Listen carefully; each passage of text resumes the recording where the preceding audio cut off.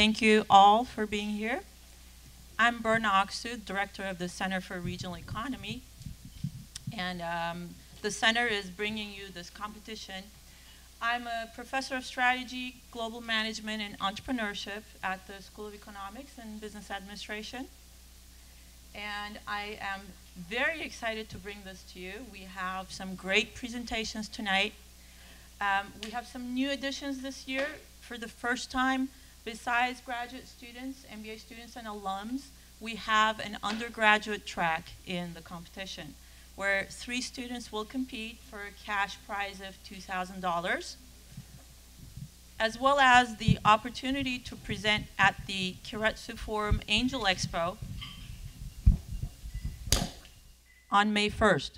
On the graduate track, we have 4 students, 2 alums, and those are all from our executive MBA programs.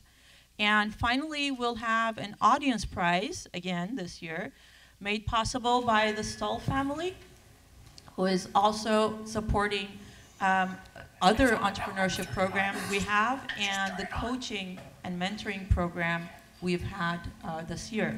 So for the event, of course, we're collaborating with the Keiretsu Forum, the world's largest angel investor network, and Northwestern Mutual, Walnut Creek, and Pleasanton offices, who are sponsoring the cash prizes for a 2nd year now.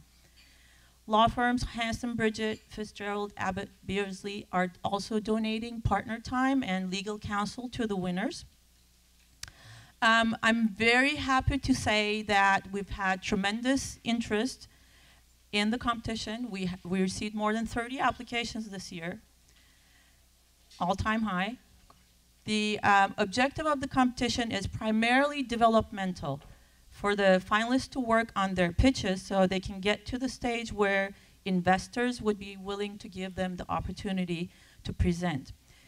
They've been working very, very hard, some of them for months, some of them for weeks, some of them for years on these ideas.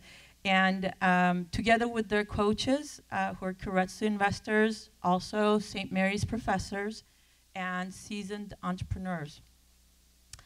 We had a series of workshops for them where they got to refine their ideas and practice their pitches.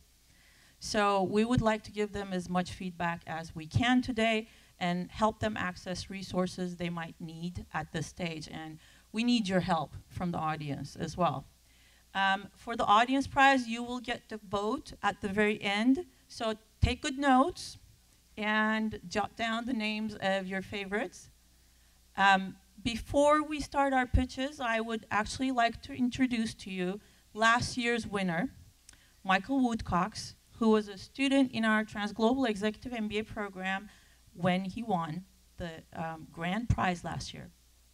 Michael's an architect who has found a way to disrupt his sleepy industry and won the grand prize with that last year. So let's hear from him what happened in the last 12 months.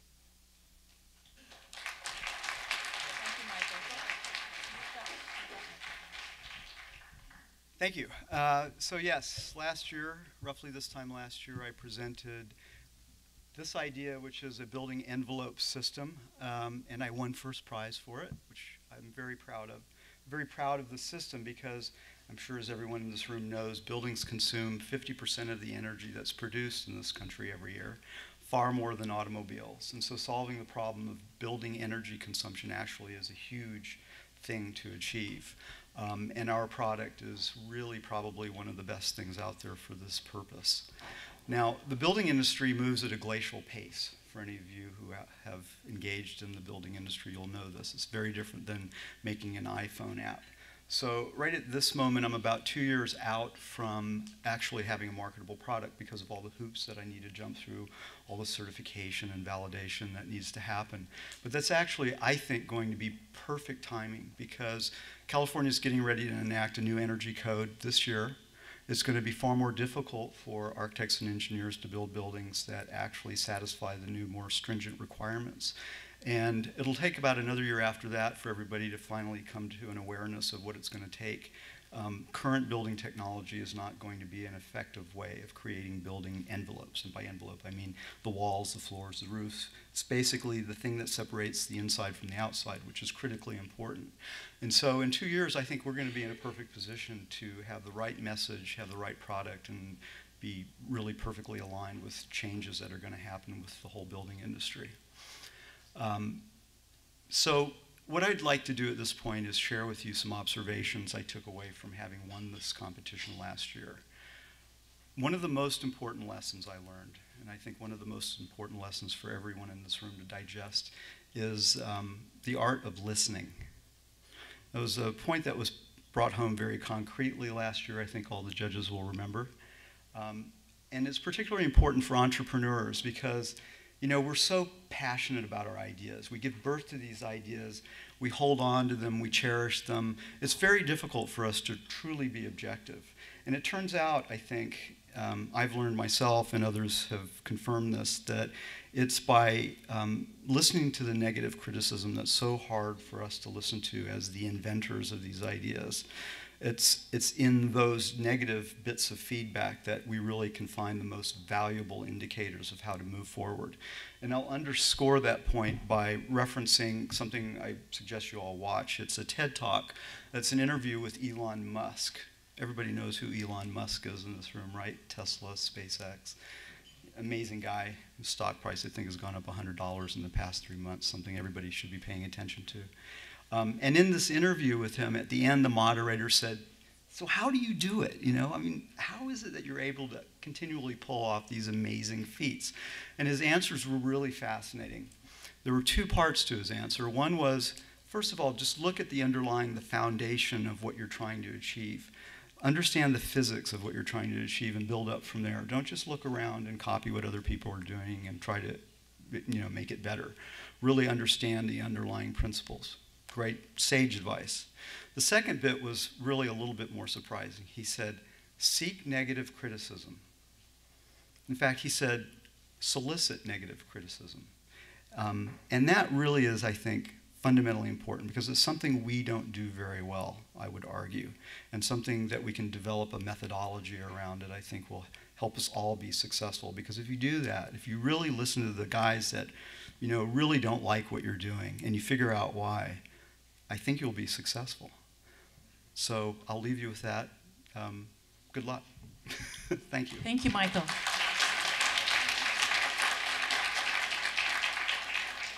Thanks for being here tonight and sharing your story and the wonderful words of wisdom.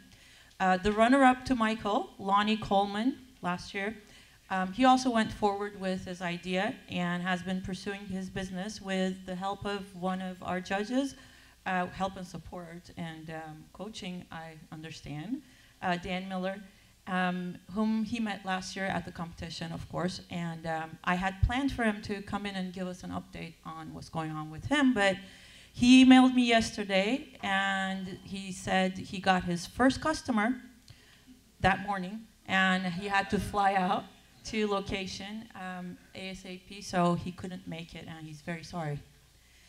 We're very happy for him, of course, and wish him the best of luck. And next, finally, I'd like to introduce to you a man who needs no introduction, to steal from Ellen DeGeneres, introducing Brad Pitt at the Oscars this last Sunday, I think. But I will introduce him anyway. He'll walk us through the competition, of course, and he's the founder and CEO of the Keiretsu Forum. As many of you know, we've had a very successful strategic partnership with the forum for the last 5 years and have expanded it over time. And if you haven't been to a monthly chapter meeting yet, I strongly encourage you and recommend it to you. Just email me. Randy founded the forum in 2000, September 2000. Since then, the members have invested over $300 million in 350 companies with over 850 members in 23 chapters and 2 more coming up. Is that right? All right. It's become the largest angel investment community in the world. Without further ado, I give you Randy Williams.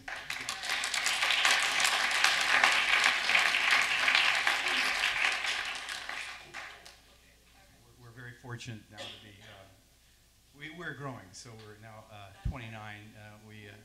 We're announcing, and tomorrow we're launching Waterloo, which is where RIM was created, outside Toronto, and also San Sebastian, which is our third chapter in Spain.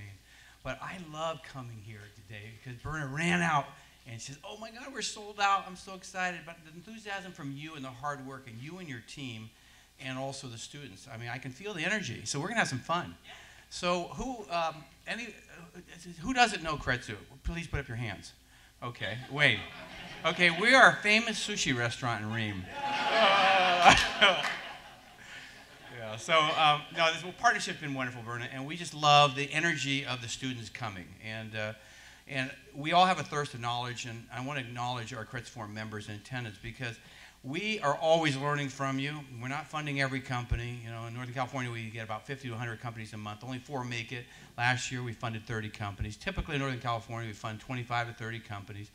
And then we use the network effect, and that's why you alluded to, you know, our networks, our chapters throughout the world, is now not only you can do $500 to $1 million here, you can also, like for instance, we had an ENA meeting last year, which is technology, which is like GoToMeeting, which didn't have to go to Istanbul and raise $250,000 by using that telecast.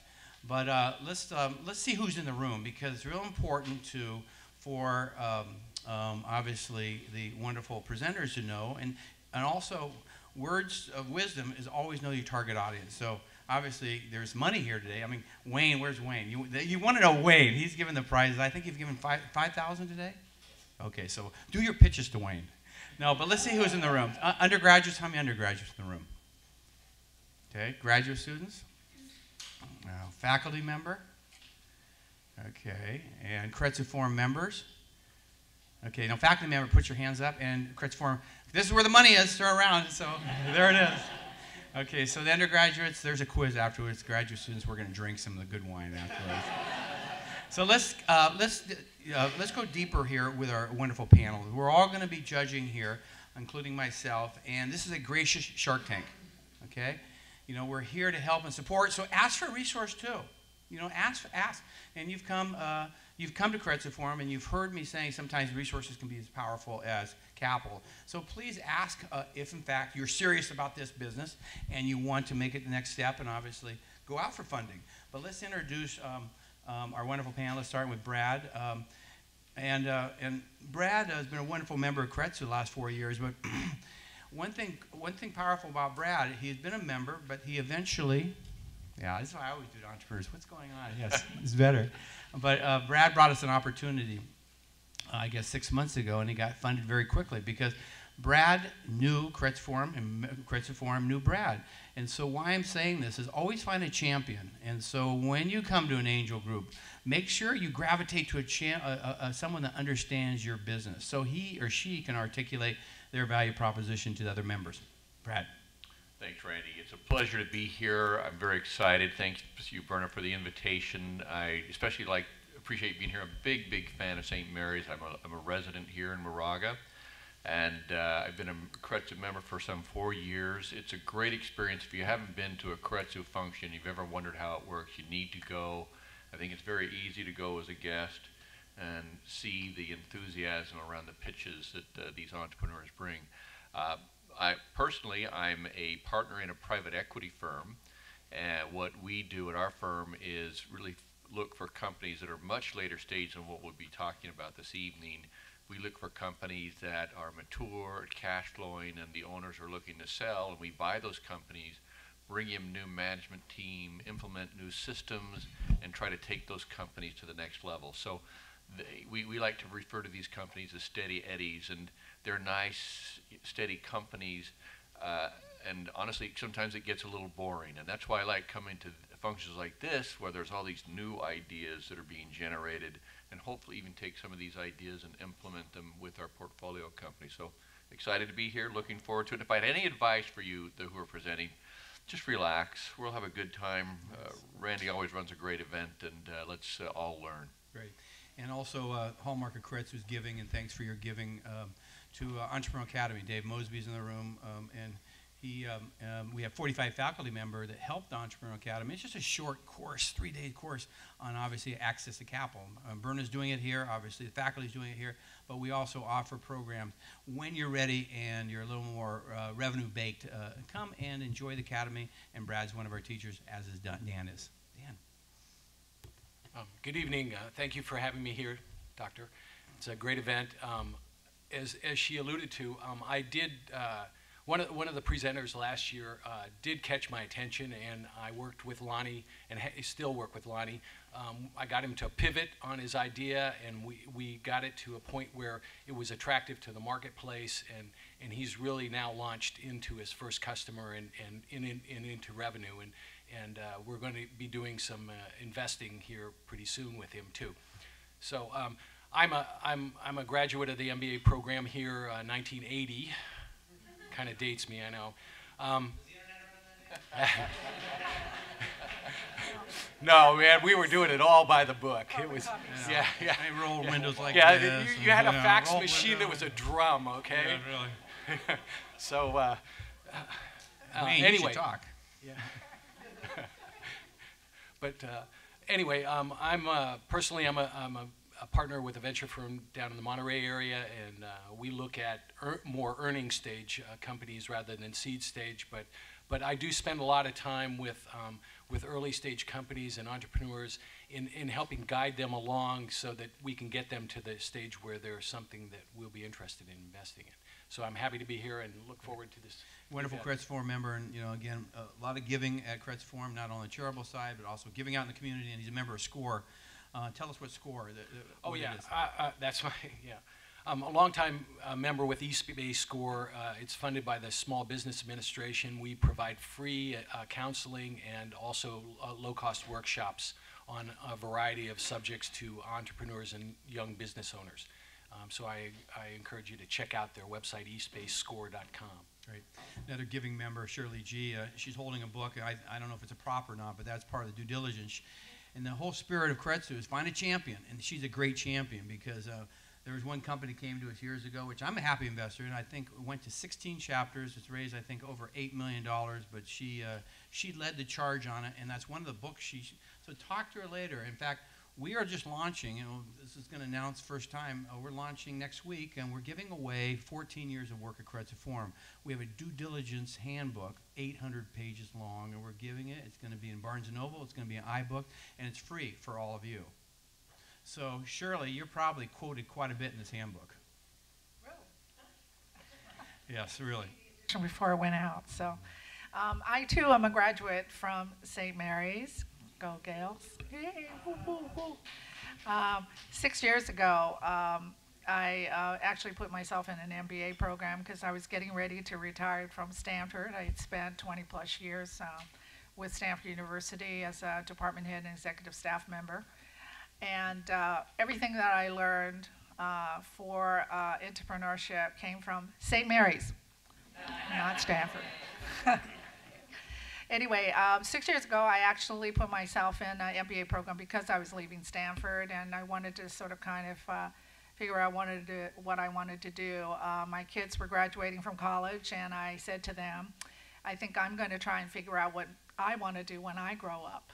So that's why I went back and got an MBA, and I had this spanking new MBA, and my professor, Berna, or should I say my professor, she brought me to Kretzu. And that's how I got introduced to Kretzu. And keep in mind, this was during the recession, where everything was frozen up, capital was frozen, everything. And these wonderful people, just like you, came to us, and they had these wonderful ideas, they had all these innovations, and I sat in the audience and I said, wow, this doesn't feel like a recession. These are people out in their garages, they're inventing things, they're discovering things, they're innovating things. This is what I want to do. I want to help these people get to where they want to get to. And that's how I ended up actually doing due diligence. And due diligence, essentially, for those of you who aren't familiar with it, is something that you really have to go through before anybody will cut you a check. They're going to vet you. They're going to figure out who you are, whether or not what you're saying in your PowerPoint really, in fact, is supported by the facts. and only then are they going to actually cut you a check. So I do this for a living. Again, I'm a professional validator. I'm a third-party validation company. I'm managing partner for Angel Plus. And essentially what we do is, for a small price, and I'll say it's cheaper than a patent attorney, it's a great investment. And, but basically, when you start thinking about capitalization, you're going to be putting together what we call a funding plan, and it's going to take you through your entire capitalization needs for the entire history of your company before you get to revenue and expense neutral. So this is a very important thing to put yourself through so that you know exactly in the front end what your capital needs are going to be, and then start moving your company according to that particular plan so you don't run out of runway.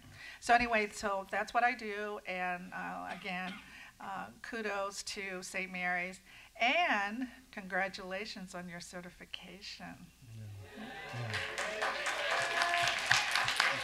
Okay. And equally and critically important structure. And Eric Clark, esteemed attorney for Hanson Bridge, running the East Bay out here at Grover Square.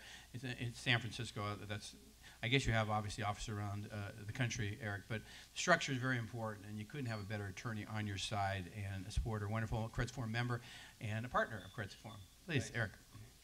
And alum. I didn't know that was the theme, was alum. That's today. Yes. I'm an alum of the college, undergrad degree, 1990. A little bit younger than down there, so, but still before the internet.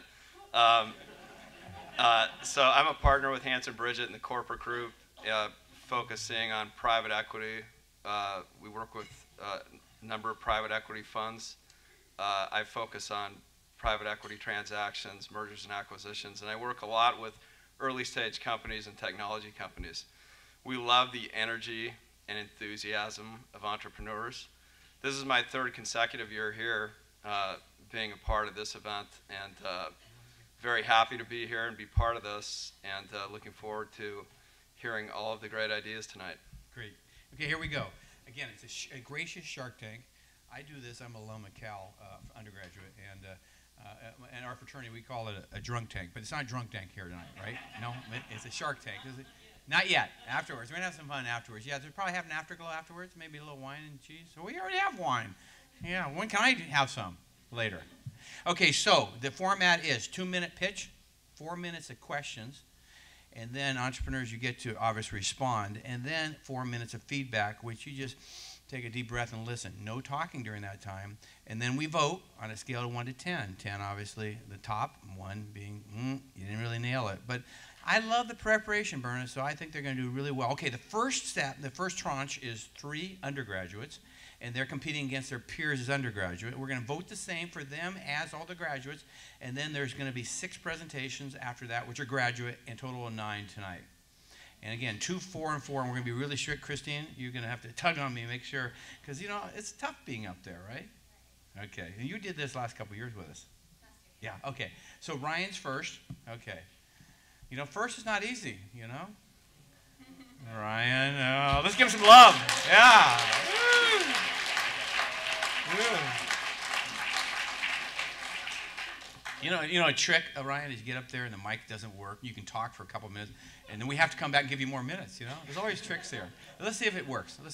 Can you get up closer? Testing, 1, 2, 3. It's perfect. 1, 2, 3, mic check. Yeah, so come a little closer. Come a little closer. Put your hands to their side. Good. Loosen up. Okay. And so tonight, you want us, Burnham, you want them, the presenters, to look this way or look at the judges? Or both? Look where the money is. Can I take the mic off the stand? If that's comfortable, of course. Okay, floor is yours. 2-minute pitch. Go ahead. Hello, everyone. I'm Ryan Troxel, founder of Fusion Gaming.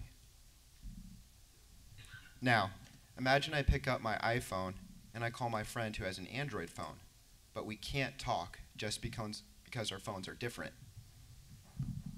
We wouldn't accept this issue with phones today, but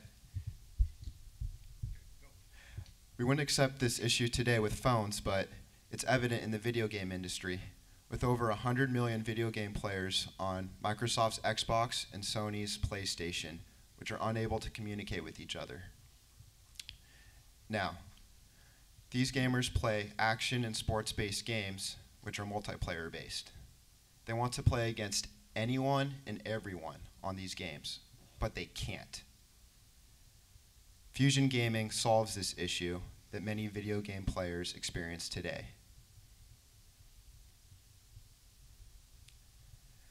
Fusion Gaming bridges the gap between Microsoft and Sony's systems by connecting the two together via the internet. Now, this service, called Fusion Online, is able to do so through these competitive advantages. Firstly, with 136 million players that are not being used and are untapped in the industry, Fusion Gaming can secure these players. How can they do this? Focusing on multiplayer platform games only. Exclusive games are untouched, making it so that Microsoft and Sony still have lucrative contracts, thus sustaining competition between the two. Now, there's a $30 subscription that's an annual cost, which is half that of Xbox Live's and the others. So, okay, that's the 2 minutes. So you want us to cut off at 2 minutes, or you want them to go into Q&A, Berna? It's up to you. Okay. Okay, you got the dong. And then we got the hook over here, too.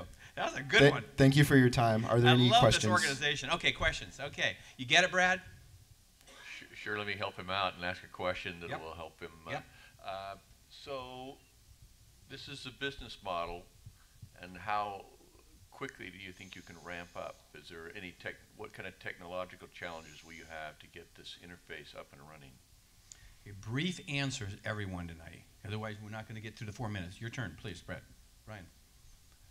Hiring computer engineers and programmers to fund or to work on the servers and the interface for the multiplayer engine are the main concerns going into that project.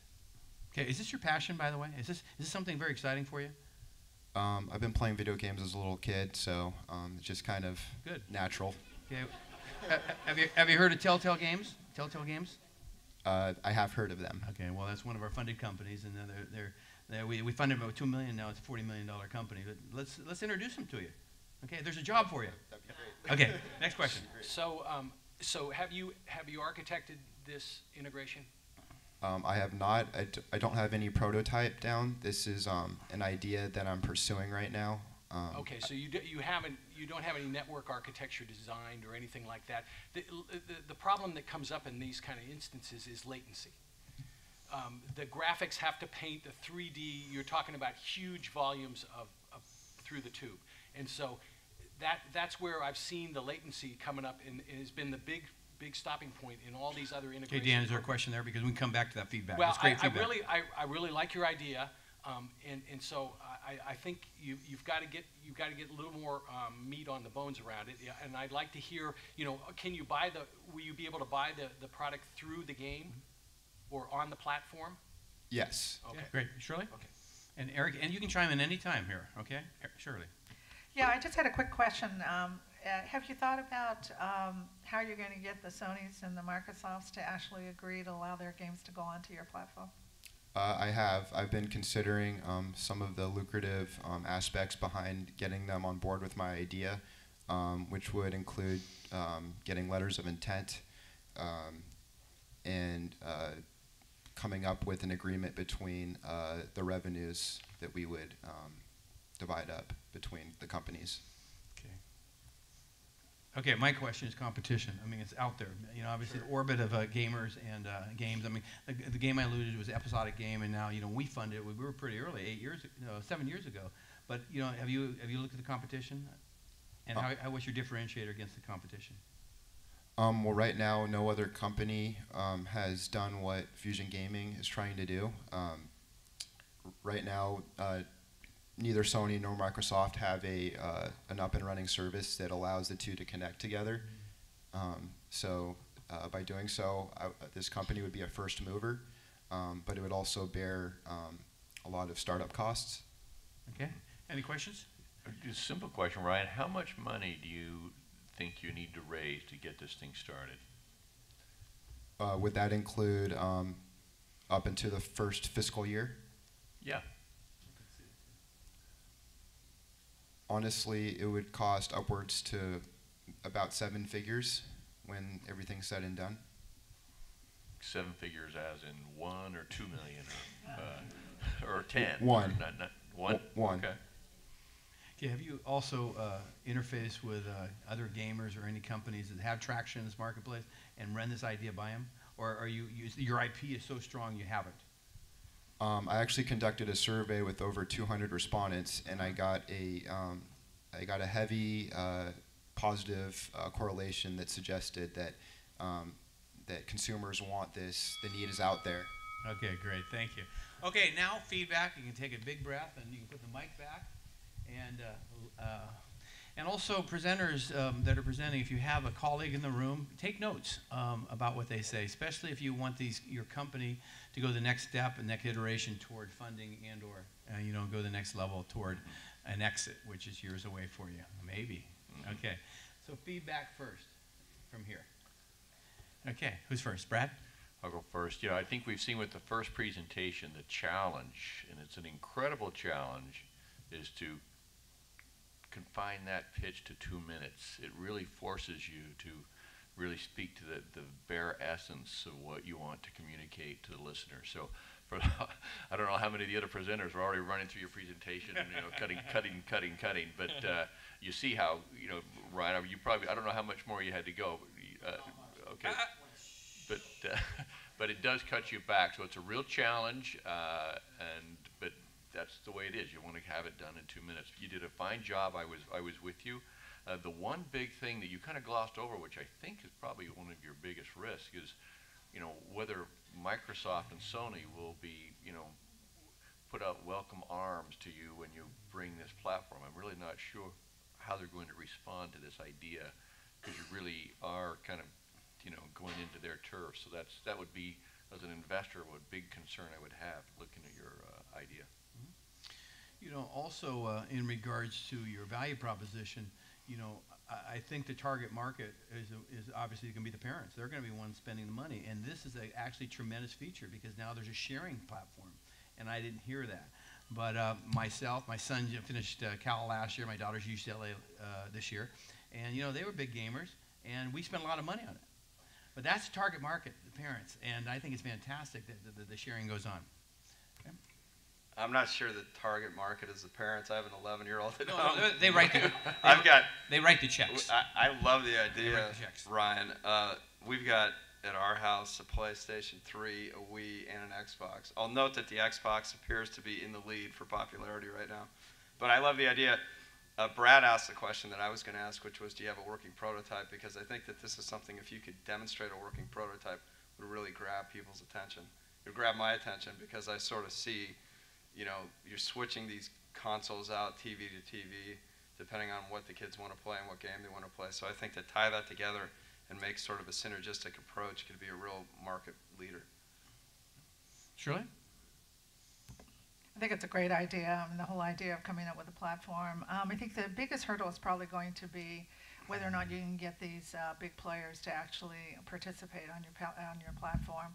And I think the way to break through that is going to be definitely through a really strong presentation on the revenue, the shared revenue that they would get, and you need to really lead with that. The other thing is that when you present, one of the things that you might want to really focus on is the investors. It really is a presentation to the investors because you're looking to them for capitalization. Investors are funny people. They don't care if they're investing in a pet rock or your company, as long as it makes them money. So if you can come up with a way to convince them that your particular company is the company that's going to actually create a really good return for them, that's where the emphasis should be. So the product is important because you're passionate about it, and I like that. But at the same time, try to flip your presentation so that the investors really get something out of it when you're done. Great. Any more feedback? Okay, so here we go on the count of 3, and I show the audience on how we're voting, and he's competing with his peers, with undergraduates, 3. So 1, you all ready? 1, 2, 3. How'd we do? Look at this, huh? Okay, we're rooting for you. Good job. So while we're getting you mic'd up, Eric, just for clarification, when I say target market, sometimes presenters, yes, target market is youth, but I always think the target market is money. And so when you are analyzing your business, who is going to write the check, obviously, for your business? And that would be parents here. At least my kids didn't. Did your son write the check yet, Eric? He's got a big laugh. Okay, so you want to do it that way? Okay, hold on 1 second. Okay, let's get to where we are. Okay, so Travis. Okay. Hello, everyone. My name is Travis Cockcroft, and my business is Quick Doctors. I'm working with the doctor's office right now who is unable to fill all her appointment slots. She is losing revenue. She's leaving money on the table. There's patients out there who want to fill those slots. They want to fill those slots because they can get in there quickly, or they might be able to save some money. And that's what Quick Doctors wants to do, connect those patients to those doctors. $550 billion will be spent this year in deductibles and health and savings accounts. Quick Doctors wants to see that money go to our doctors. What Quick Doctors is an appointment booking service. We make it quick and easy for you to book an appointment through your mobile phone or through the website. We make it easy for the doctors to have an automated scheduling system, but what really separates us is that we want to go out there and solve doctors' problems. We want to fill those slots. And so we're going to send out push notifications to people who want to move up earlier and get into that appointment. We also send out push notifications to people who want to fill those last-minute appointments because they want that financial incentive to do so. In essence, we create the hot wire for doctors.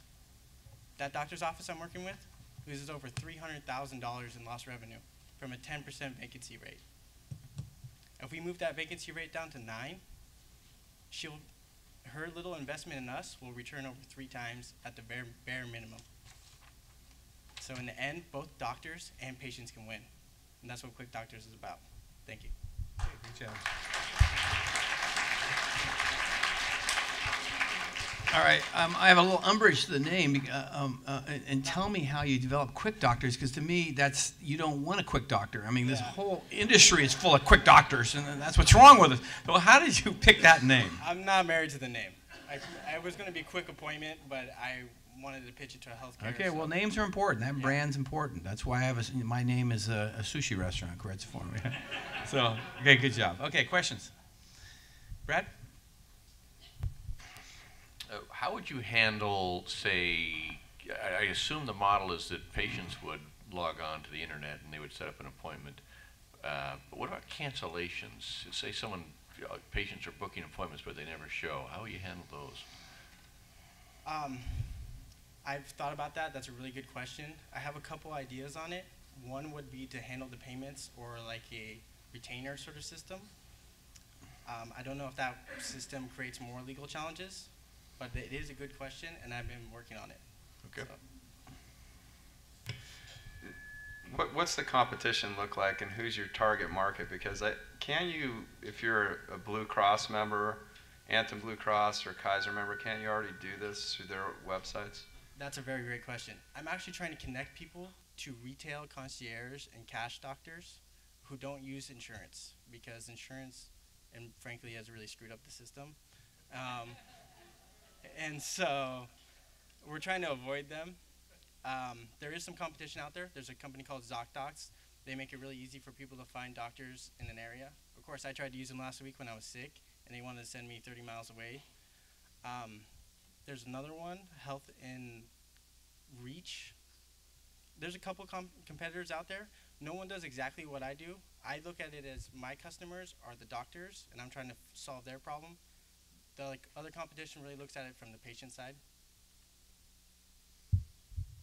Yeah, I just had a quick question on, are you looking at a particular size practice? I mean, is that, so if you narrowed it down to a doctor that, you know, maybe only does about $500,000 worth of service a year, or do you have a target? The doctor that I hopefully will test my beta on has 3 practices. One in dermatology, one in concierge, and one is a wellness center, which is like the alternative neuropathic doctor.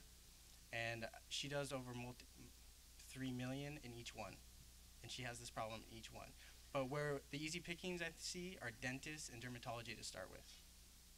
And you've identified there's definitely pain in the marketplace for this? Absolutely, it's just a capacity issue. They're not filling their capacity, and they could, even if they offer a discount, they make more revenue. Okay, and following that line of thought, what other businesses or other templates and I mean, who is also doing this in the marketplace? Well, in healthcare? Yes. No one I can think of off the top of my head.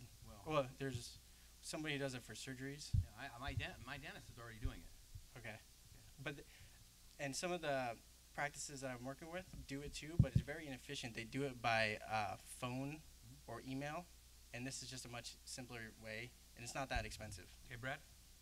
So Travis, you're already working with the customer. Yes. And you're developing, what kind of platform are you building this on? And do you have a beta of your product? No, I'm working towards figuring out the business development side of the business, and then trying to figure out exactly how I want to build it out. I believe I want to go mobile and then a website, also HTML5. Good. Just quickly on the subscription, what does the subscription entail? I mean, how much are you looking at, and then what kind of services are you promising? Right now, we're working at a $350 per month for doctors. I have some other ideas of adding maybe $1 per appointment booked, but do you want me to keep going? That's all right. Thank you. We got it's St. Mary's Bell, isn't it? Yeah, you got it. Okay, time for feedback. We always bet on the jockeys. There's obviously a CEO that's presenting, and I thought you did a great job. Great composure. I think there's a real need there. And I think your passion, and I think it's great you're doing beta. The fact you haven't done it yet, I was a little concerned about. But, I like your style, and I think you have something here. I think the competitive landscape is huge, and I like to see, obviously, more dialogue about that because I think it's already being done. But there's definitely a need out there.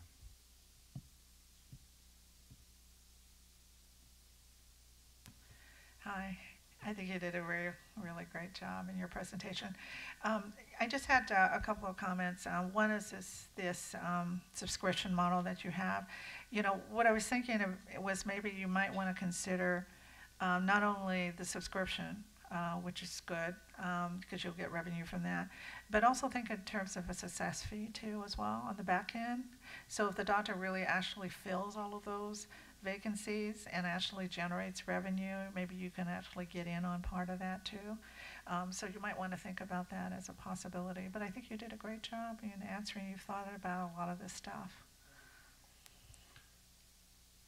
Travis, I too thought you did a great job on that presentation. I was kind of listening to see why it was so good. I think you did a very good job of identifying the problem and your solution to the problem. And then also, I was intrigued by the fact that you were currently working with a customer and developing a product. So I think you did a very good job of coming up with a compelling opportunity because this is not something you dreamed up. You're actually working on a real live opportunity. So great job. I agree. Great presentation. There's a lot going on in this industry, particularly within as software can impact it and make it more efficient. So I think there's a lot of opportunities. There's a lot of competition. We're all using our mobile handheld devices more and more because they've become much more sophisticated, and that's where the industry's moving. So I think that's a good place to start. Travis, I wanted to suggest that you look at, you're doing the right thing as far as working with your client and trying to figure out your business model from that end. You should really take a look at them and see how it is that you can eliminate someone in their office doing this job and for them and automate that completely so that would really be the solution. And I think if you can architect your app so that it's extremely simple to use, I think you'll grab a larger market share So those would be the two suggestions that I have. Okay, you ready to go? We're going to vote now. Why don't you get your tags and you ready? 1, 2, 3. Yeah.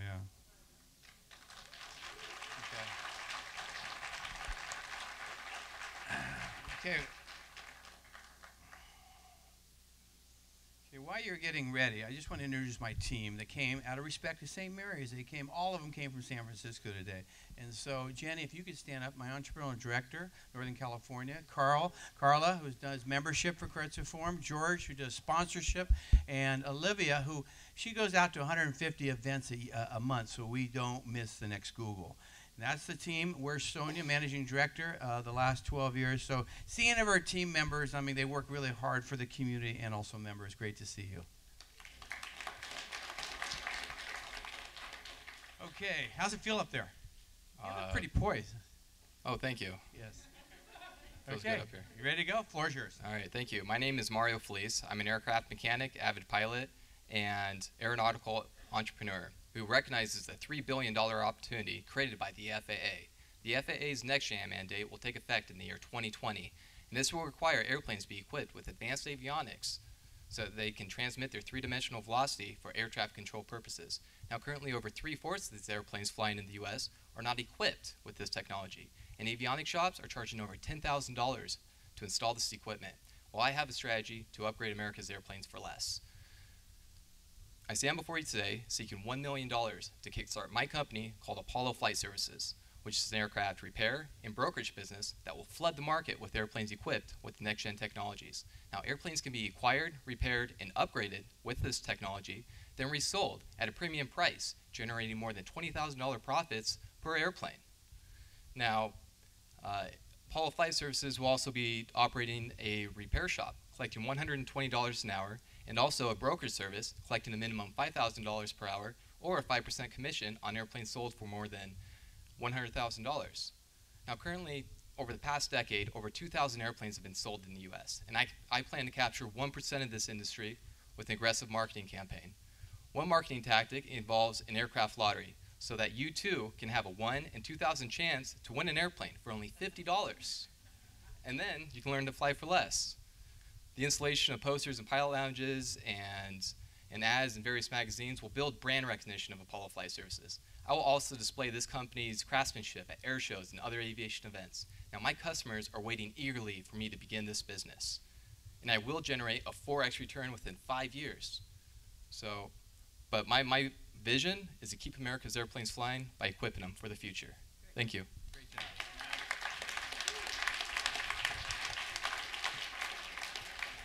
Okay, I immediately think of insurance and liability. Can you speak to liability here? Liability with yes, there'd be two actual different types of insurance that I would be doing. Since we actually have 3 different layers of revenue, there would be one with the repair shop, and obviously we have to cover our employees as well. But when I would sell an airplane, they also have an option of buying an airplane or buying insurance as well, and that would be through I would recommend the AOPA with that. So there's $1 million insurance policies that are available. Okay, Daniel, please. So how does this scale? Well, there's multiple ways that I can scale. First of all, the more airplanes I can acquire at a lower cost, I can turn around and sell them for a lot more. So if I had $500,000 today. You're not answering the question. Scaling is, are you going to have many locations around the country? Are you going to have employees? Scale. Yeah. Scale. Okay. Scale Well. question. All right. Yes, this is a scalable operation, and in about 5 years, I can probably produce over 50% growth. And yes. You didn't answer the question. Scaling is about, McDonald's has scaled around the country, around the world. Starbucks. So how are you scaling? Are you going to just do one shop? Yeah. First, we'll start out with one shop, and then we would progress into other locations. So if you want to get needed. it right. You really haven't thought about scaling. No? Yeah, we haven't really thought about scaling. Okay. Are you going to fly the buyers in? No. In some sense, if a customer is interested in the airplane, we can also do a pre-purchase inspection. If they're really ambitious in buying this premium airplane, they will come out and we will give them a test flight. You're going to say they're going to bus them in? You know, it's those kind of options are always up for this for changing. Mario, I was struggling in your presentation with the numbers, and I may have just had a stumbling block. But when I saw that you could buy a plane for $15,000, I didn't know what kind of plane can you buy for $15,000, and whether I'd even want to get in such a plane was something I was struggling with. Cessna 150, 25 years old. Oh, yeah, you should actually see some of these other ones that I purchased Well, for a answer the lot question. less. But So what so can you buy? let me ask you a two-part question too. Yes. Is what kind of plane can you buy for $15,000? And then you say that the upgrade is like $10,000. So I'm wondering if that plane only costs 15 and then it only costs 10,000 to upgrade it. You know, what are you doing to this plane? What condition is it in? And I'm having trouble with the numbers, I guess. No problem. Okay, let me explain to you. Actually, there's actually multiple airplanes right now on, like on Trade-A-Plane or eBay. But what I'm actually really interested in are the Bonanzas and Cessna 182s. And I can find some of these that are run down, but yet repair them and upgrade them with the ADS-B out technology within that $15,000 budget. So are you not only upgrading this technology, it sounds like these planes might need a lot of other upgrades too, in addition to, or are they, Yes, are they good with the exception of the technology upgrade that they repairs for for airworthiness condition, and that's what makes me different from my other brokerage companies. I'm doing everything in house, so I'm eliminating that outsourcing cost of repairing these airplanes. But some airplanes are actually borderline airworthy or are airworthy. We got 30 seconds. Shirley. Okay, quickly, I guess I was a little confused about exactly what you are doing. Are you in the resale business in airplanes, or are you really in the upgrade business? It's one or the other. It looks like you're trying to combine the two. Are you reselling old planes with the upgrade? Okay, he got or it. So are- we got 15 yeah. seconds. Did you answer the question? Reselling airplanes with added value. Okay, Eric. Quickly. We got 15 seconds. Okay. Okay, you got it. Okay. Here we go. Feedback. Who's first? I'll go first. You can pile on it, Brad. Again, constructive feedback. You know, when you said you were buying airplanes, my immediate reaction is very a capital-intensive business. You're going to need to raise a lot of capital to be able to go out and buy planes. Now, and maybe I don't know the market. Maybe there are a lot of planes out there that you can buy for $15K, but I have to imagine that the kind of planes you're buying for $15K require a lot of upgrade to make them flight worthy. So and again, it may be my unfamiliarity with the market, but as a new investor looking at your proposal, I wasn't quite getting it. I was kind of struggling with how the numbers would work. It seemed like your strategy was to really upgrade one particular component, this technology, versus, and if that's so, why would you need to buy the whole plane? Maybe you just provide the service to people who own planes and upgrade that component.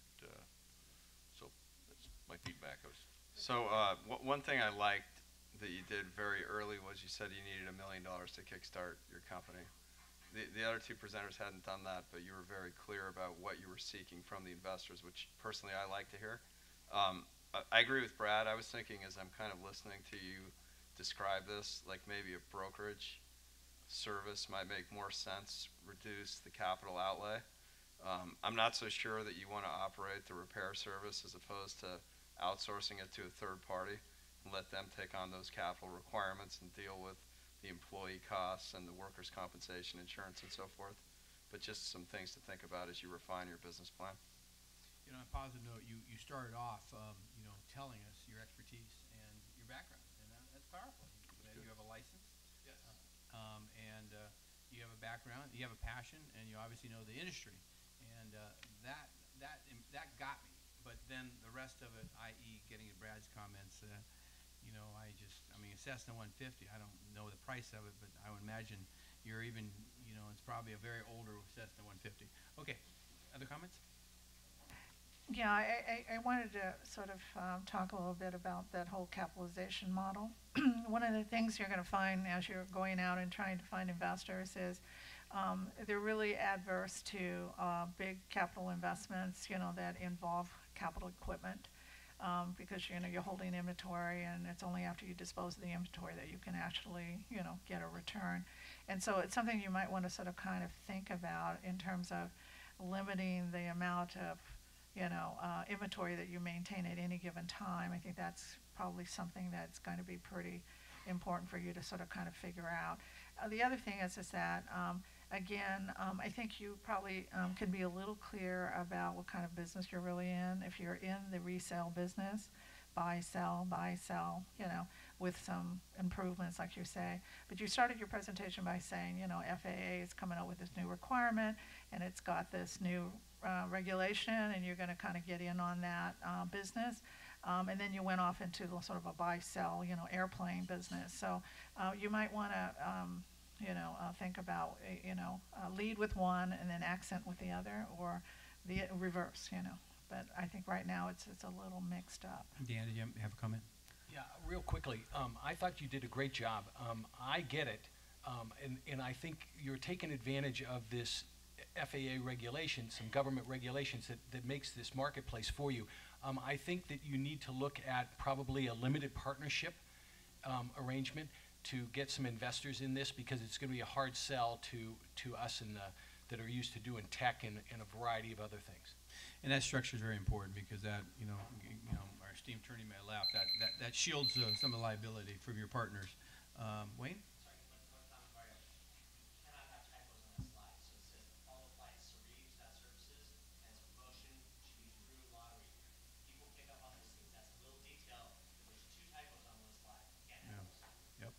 Okay.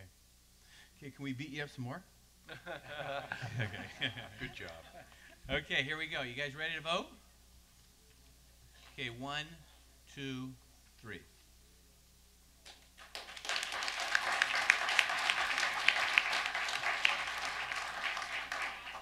She needs a... So, you all having fun out there? Good, good. So, validation for you? This is a lot of fun for us, and you all are winners. So they just competed with their peers, obviously undergraduate track. Now we go to the graduate track. And we have 6. And Rashish is the first presenter. And the mic, I think everybody likes the walking around with the mic. Well, we can also mic you with this if you like. Walk around the room. Okay, you ready? Yep. Okay, floor is yours. Good evening. My name is Rajesh. 7 years ago, on a trip to a local farmer's market, my 4-year-old autistic son went missing. Luckily, we found him safe and happy at a pancake store. Not every story has a happy ending.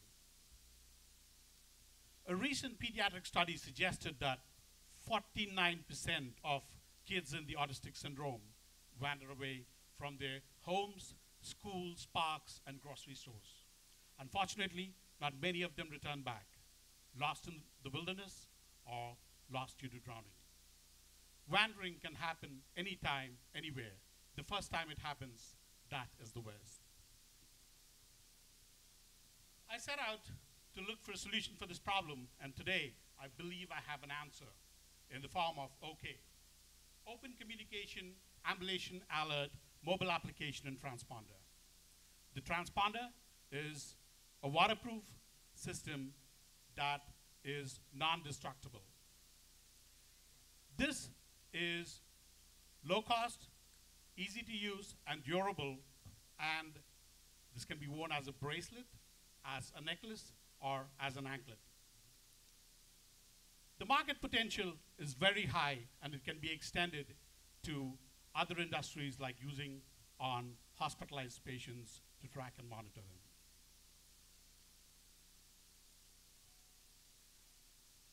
Thank you for helping me to speak for those who cannot, and for joining me to save one life at a time.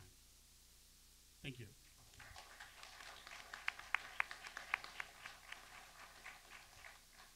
Okay, first question. Randy, my partner, Rolly. Okay, great. Who wants to go first?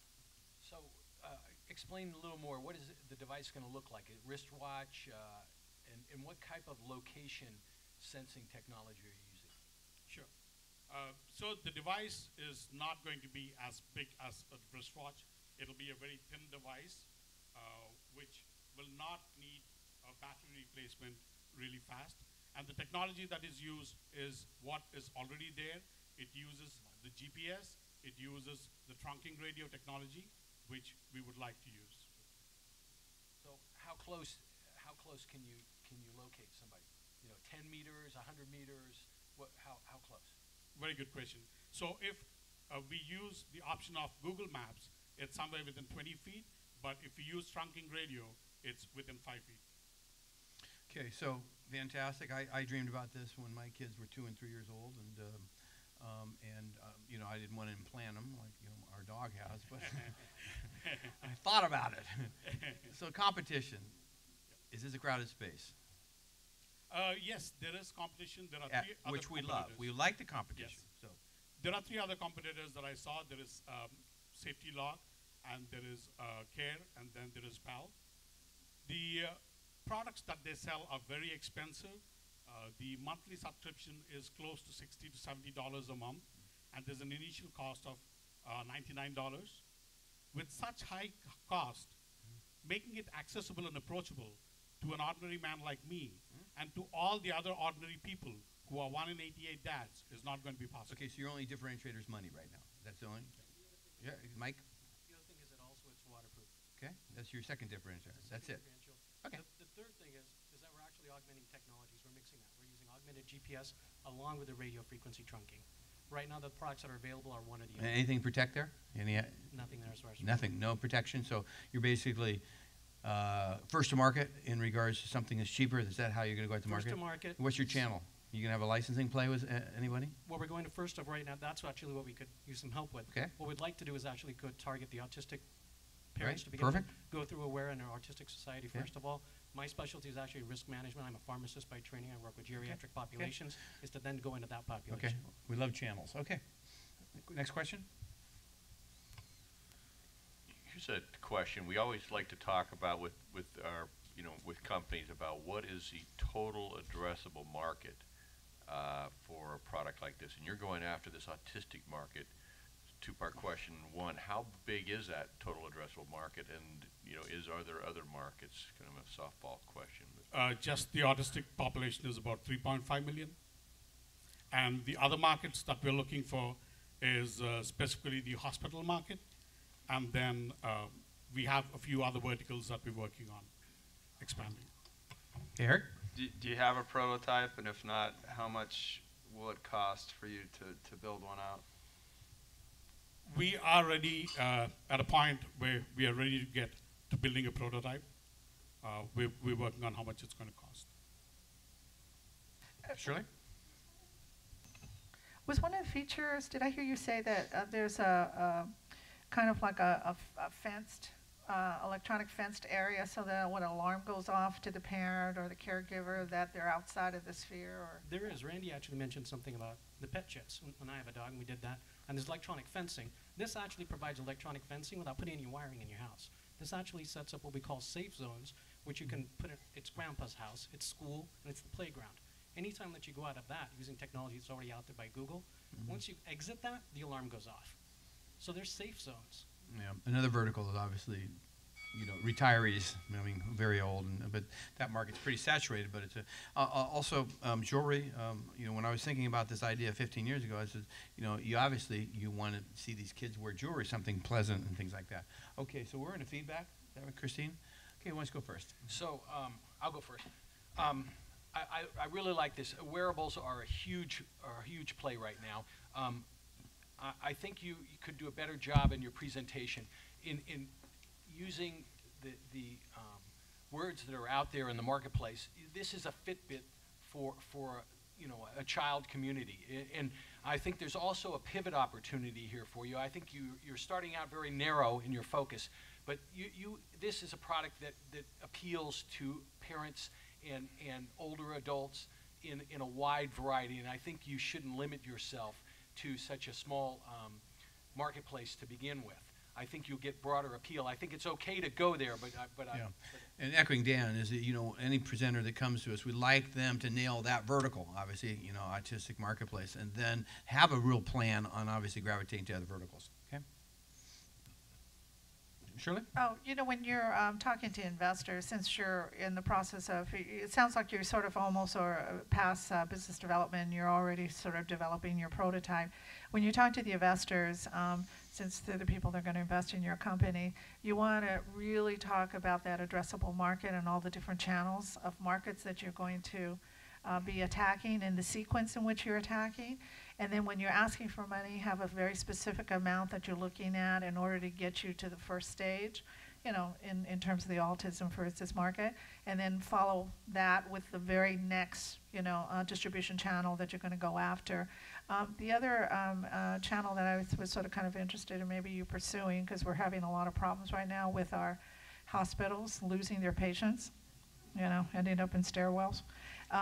So, you know, that is a really wonderful, you know, device that you could just put along with the name tag that it will let them know that they're still in the hospital or they're not. And so I would suggest that maybe you pursue that too as well. Okay, while you're thinking, we just love numbers as angel investors, and we'd like you to defend those numbers. And really, none of the presentations have really drilled down on numbers. You know, what's your first year projection? How are you going to get there? And obviously HR stack. You know, how many employees? We haven't heard any of that, and we really do like to. We do love numbers. Okay. Yeah, Brad. Mine is really a practical suggestion on your presentation. I thought you had a very good intro with an emotional appeal. You had us all on the edges of our seats, and you had us there with the heart pull. And then you went to the solution. Go back one slide on your presentation, if you can. And you had us all on the edge of our seat. And then you put this slide up. And really, I think you'd be more effective if you just had an artistic prototype, have someone draw a picture of what your solution is, because a slide like this is really busy, it was confusing, it really, you were going for the emotion appeal, and then you put up a very technical, detailed, a lot of information.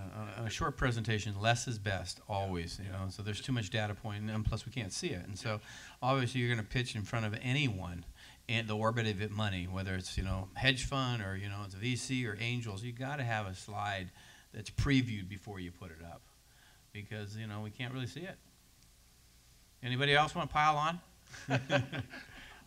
Okay. Wayne. Are there sensory issues with autistic children where they would pull something off like that? Like you wouldn't want to have something on their neck or their ankle or wrist? I don't know.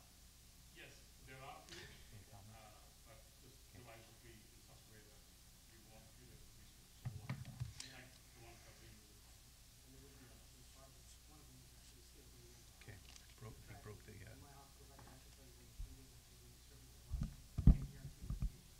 Okay, Wayne, I love your enthusiasm, but you get a demerit for that because they're not supposed to answer questions during the Q&A. You haven't been listening. That wine is really good back there, Wayne. I can tell. Yeah. Guilty. No, all good.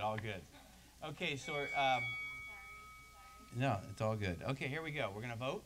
Okay, 1, 2, 3 for the graduate track.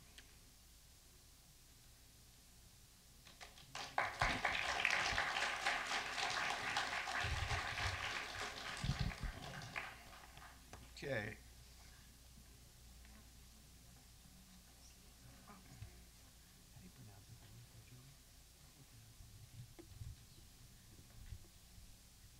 Can you just pronounce your name, please? Hiroji. Okay, Hiroji. Okay. Now, Wayne, there's bartenders here. Can we get some wine here for Wayne? Live in Orinda. Yes, it's not too far. It's good. Okay, you ready to go? Yep. Have you enjoyed yourself thus far? Yep. Good. Okay, floor is yours. Pretty much. Okay. So raising growth capital with broker dealer has been painfully expensive, even though it provides very limited exposure to the investors and requires long lead time and often doesn't work.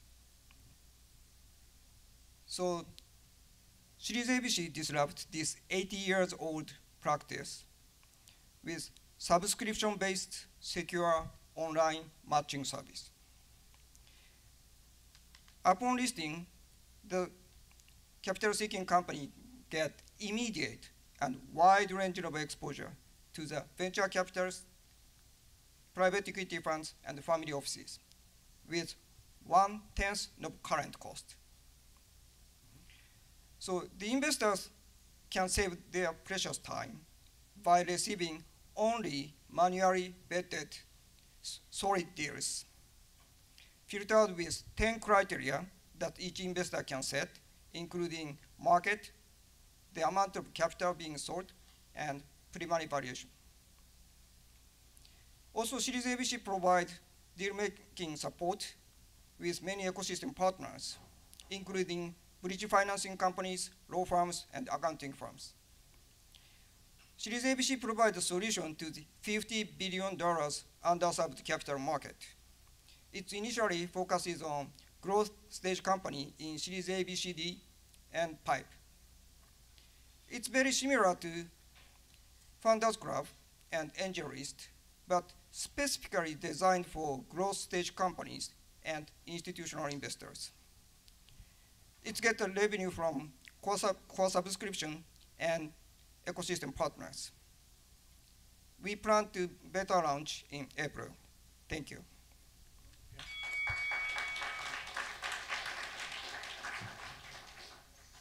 Okay, you get it? I mean, obviously we know about the broker-dealer market. We think it's very inefficient, very expensive, but you get the value proposition here. Yeah, so And how you differentiate against AngelList. He threw out these things, you know, the orbit of the capital, but I don't get the differentiator. Do you get it? Yeah, I'm wondering who is the target market for this again, Hiroshi? Is it who will be the customers paying for the subscription? Will it be angel investors? This slide, I think you had up there institutional investors. Yep. Are you making a distinction between angels and institutions? Yep. So our revenue coming from two routes. One is capital seeking company. It's in a growth stage, Series A, B, C, D, and PIPE. And another one is investors. We charge small amount to the investors, but mainly our focus is private equity funds and family offices, also including venture capitals, but not angels. And the idea would be that they would then invest directly, these institutions Yes. would invest directly in the early stage companies. So we interviewed many private equity firms and family offices, and we found that they don't have a deal flow, enough deal flow sometimes, and looking for the deals, but they couldn't get deals in productive manner. Do you remember a company that failed 7 years ago called Off-Road Capital? That was trying to do this? No. I mean, it's a fantastic idea, but I was just wondering if you knew it. And do you know who the competition is in the marketplace? Mm-hmm. Who? So right now, the Actual is focused starting from M&A side and coming down, and Founders Club is doing a good job and coming from the bottom side, and many crowdfunding sites will coming into this market too. So you're encroaching on my space, man, okay? Yes, that's right. I'm doing the family offices, Yep. okay? So I know where you're coming from. The way you need to present this, and is this, you're thinking of crowdfunding really for the next tier up in the investment strata? Yeah, that's right. Okay. All right, good. Do I understand you correctly that the way you're disrupting the market is by offering a pricing model that's much better than what's out there? What's your pricing model difference? I mean, is it by half, by 25%? About 1/10, and more than 1/10. 1/10? Yeah, because right now broker-dealer charging 10K to 15K per month for month retainer fee. Usually it's 6 months. And in addition to that, they charge commissions once the deal can done, like 10% to 2%. If you get $4 million, it's a medium amount of around, they charge 7%. In addition to that, they charge warrant. Now we charge 5K upon listing and 1K per month, and no commission. Have you gravitated any customers yet? Yes, we have been talking with many customers, including broker-dealers. We talked with 40 broker-dealers, and we also have right now the 50 capital-seeking companies I mean, making line. isn't broker-dealer somewhat it's kind of disingenuous. They don't want you in the marketplace because No, you're. actually, it's opposite. They want us to be in the market because many broker dealers has about 20 investors behind. And once they run out, there's no place to go. They charge 6 months about 90K, and they say goodbye. Okay, last question. Have you done anything to vet the SEC issues related to the website that you want to launch? Yeah, we did a tremendous study on it. So we don't charge any commission. So, and we discussed with a few advisors about SEC. It's not loud enough, Berna. Okay, feedback time. Okay, I want you to start, Eric, because obviously you're in this financial world, and let's talk about the liability. Let's talk about the SEC. Let's talk. Obviously you have to be a big enough company to defend yourself, and if SEC comes down, and to get a private without a ruling on this would cost you millions. What were your comments, Eric? I mean, my thought was, I'm not. The securities aspect of the business isn't my particular expertise, but I have had some clients that are in the fractionalized loan space that has become very big, and the offering registration requirements that the SEC imposed upon them for offering a fractionalized loan turned out to be very, very heavy and a big barrier to entry. And as I'm looking at this, I'm thinking about your offering of a security on the internet and what the SEC ruling or requirements would be on that is something that needs to be looked at very carefully, I think. Okay.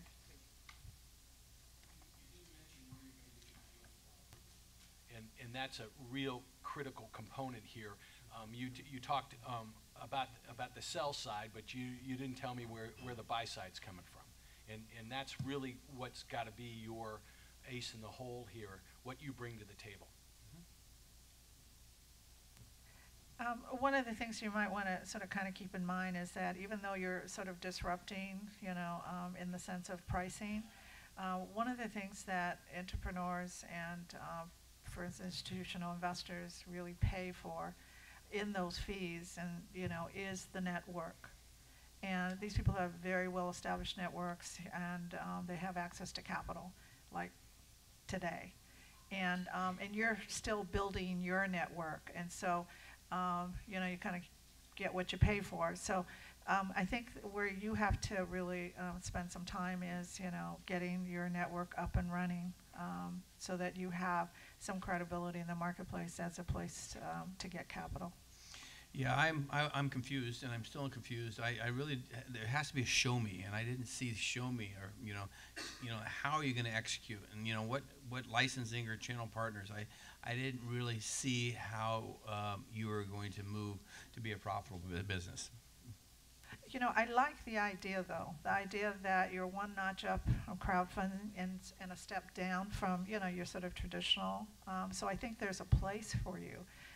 And it's going to come down to execution. Okay. Any other comments? I was just going to say I was struggling with the notion of the institutional investors and where this little niche is that you're trying to fill. Is it non-seed capital?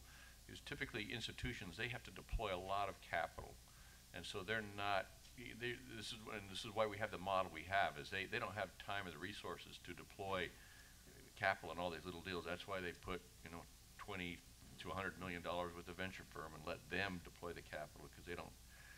They've got to deploy a lot more in other sectors. So I was struggling with how this was going to meet the needs of the institutional investor. I could see how it definitely meets the needs of angel investors and smaller groups, but not really institutional investors. We can talk some more about it. I'd be glad to chat with you. And obviously all of us are here to give a resource and or introductions, because this is our world. So let us know and just ask. Okay, you ready to vote? 1, 2, 3.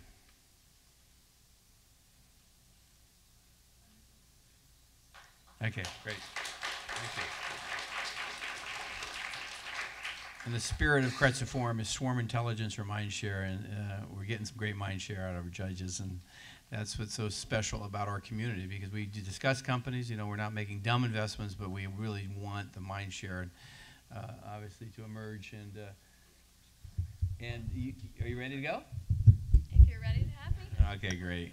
And I met you in the parking lot, and you were all ready, and I just love the energy here at St. Mary's, and I said you're going to do great tonight. So the floor is yours. Thank you.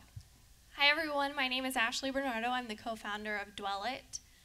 Raise your hand for me real quick. How many of you have ever purchased a home before? See a lot of hands out there.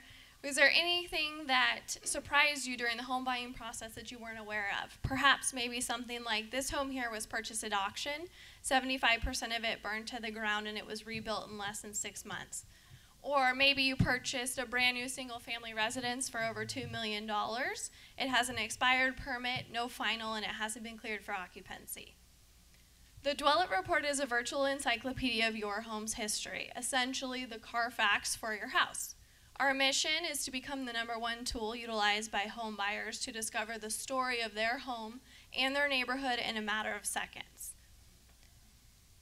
Historically, consumers in this industry are uninformed. Buyers and sellers do not have equal information, and there's no clear and concise way to gather, categorize, and develop information to get it out to consumers. While there are a host of real estate websites out there, their focus is predominantly on the seller side of the transaction, and our focus would be with the buyer. Currently, Dwell It has one competitor. They launched in the fall of 2013 with a similar product. So there's an opportunity in the marketplace, and Dwell It has a solution to bridge the information gap between buyers and sellers. There are 4.6 million single-family residences sold in the United States last year, so the market is great and the potential is there. So how do we make money? We offer a single report, a grouping of 5 reports, and a monthly membership. Initially, sales would come directly from the consumer, with future growth to include realtors, investors, and banks. Our goal is to become a standard document within the real estate industry because we believe in giving homeowners the tools that they need to become informed buyers prior to making one of the biggest purchases of their lives. Thank you.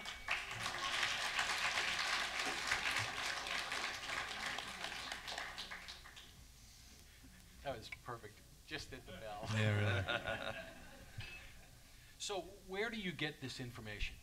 So it comes from a couple different locations. There's 2 ways you can do it. It's all public information. It's all information that homeowners have the ability to access themselves if they have the time and the know-how to do it. There are a lot of data aggregating companies out there that have a lot of this information, or you can build the database yourself and pull it from each individual location. We're talking county assessor's office, police departments, all public agencies offer some portion of the information that we need. Hey, one thing powerful when you pitched Angels is a story. I mean, why do you want to do this? Do you have a background, your parents have a background in this space, and what got you and what's your expertise in this arena? So I actually grew up in a family of people who were involved in home construction. My dad builds custom homes for a living. I work for the county assessor's office, Contra Costa County. So I'm a real estate appraiser by trade. We deal with customers, I like to call them, every day that call and say, I can't pay my taxes because you don't know what's going on with this house. I didn't know when I bought it. No, I would just like to hear it early, you know, and I like you engaged us even with questions. That was great. But, you know, I like to hear that expertise right away. Okay. Yeah. Ashley, you said that your company could bridge the information gap between buyers and sellers. You had the solution for that, but I didn't hear you necessarily articulate that very clearly. What is that information gap and how do you bridge it? So what we would have 5 categories. What we're looking at would be just basic characteristics, square footage, bedroom, bath count, things like that. Any red flags on the property, permits, maintenance issues with the property, Megan's Law, is there a pedophile living down the street, what are the schools like? All of this information, resale history, tax rates, definitions of things that people call in and ask us about that they don't know the answer to, all of that information would be combined into one report that the buyer would be able to access prior to agreeing to a purchase. What are the red flags? What does that consist of? I mean, is that would be, can you can't access prior disclosures, can you? So for red flags for us would be, there is some level of information that yes, we don't have every single answer for you, but we want to give you a tool to kind of get as much as the way there as you can.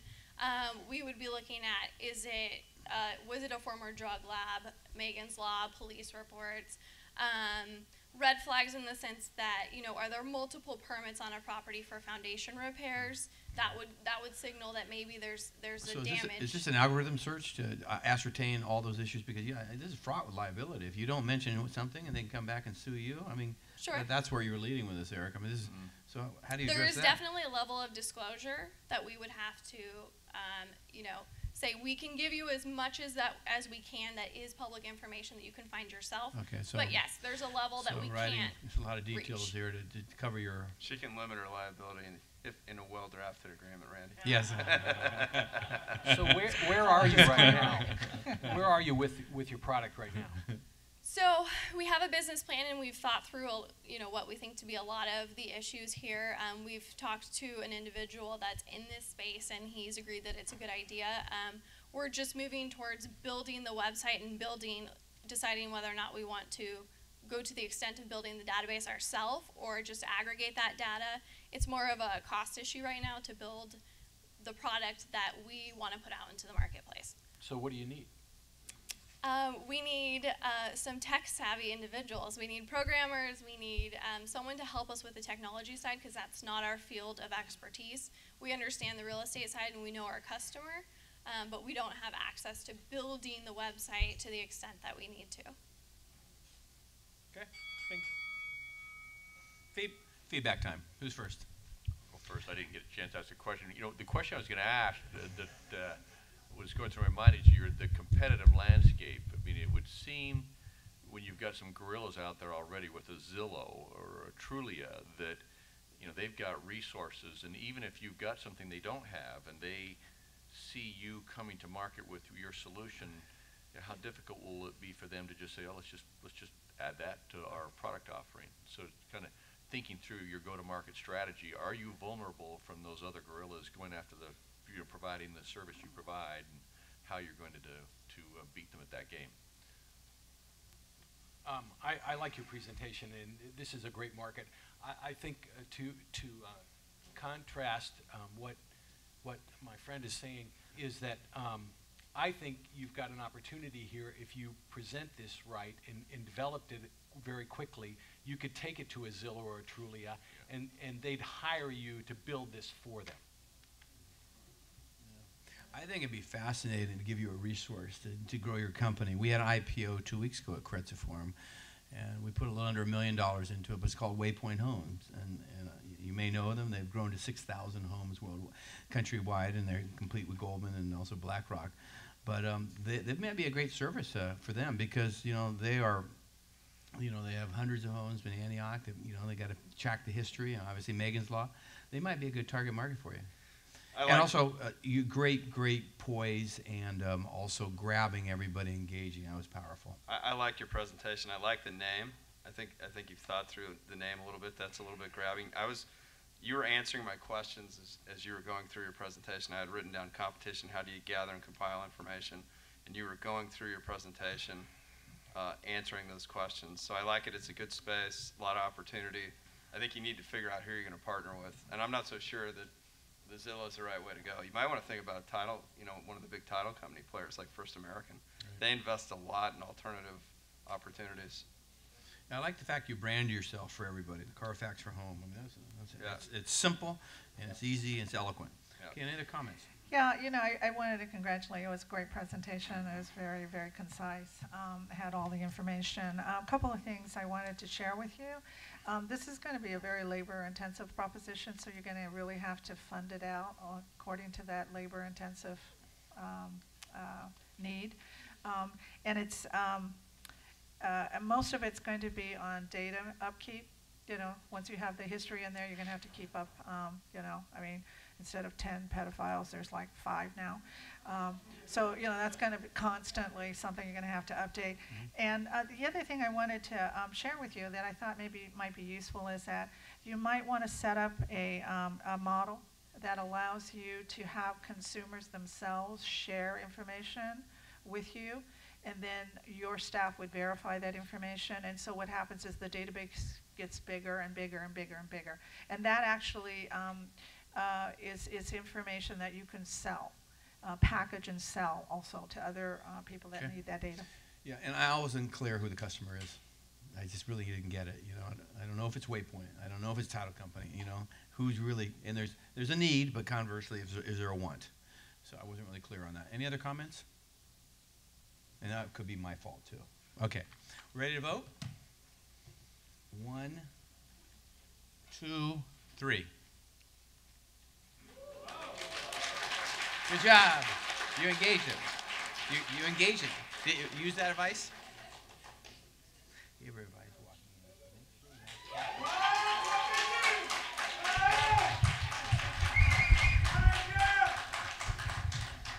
Okay, we got some shills here. I like it. Yeah, Wow. like enthusiasm. Or they've been drinking Wayne's wine over there. It's too much wine. Okay. Hello, my name is Gerald Cabrera, and I'm a founder of Advanced Energy Solutions. I have 8 years of experience in the renewable energy sector. Did you know that there are 37,000 streetlights in the city of Oakland, and that they spend $16 million annually to maintain and operate those city streetlights? What my business is solar sleeve technology, and what we do is reduce utility expense and provide additional revenues for cities. The people who believe in us are U.S. Senator Barbara Boxer and U.S. Representative Barbara Lee, and they've actually awarded us a test city. Our target market are all municipalities, cities, and towns. The advantages that we have with our system is that we utilize the existing infrastructure. There's no capital investment for the cities, and we have a revenue sharing model that I'd like to tell you about. So the way that we generate revenue is we use a percentage of earmarked fund that's already, that 16 million that I was talking about. I'd like to take 8 for our company, put back that 8, put it back into the schools. We also have the ability to have Wi-Fi service so we can have internet service subscriptions, and we can also export excess energy to the grid. We do have competitors. However, it's capital intensive, you have to buy their own poles, and they don't have the revenue sharing model that we have. So my request to you tonight is to provide resources for me to build my management team and to produce the inventory so I can put every one of these sleeves on all of the city streetlights so that I can save money for these cities. My final thought is, as you drive away tonight, look at how many city streetlights that you see. It's good.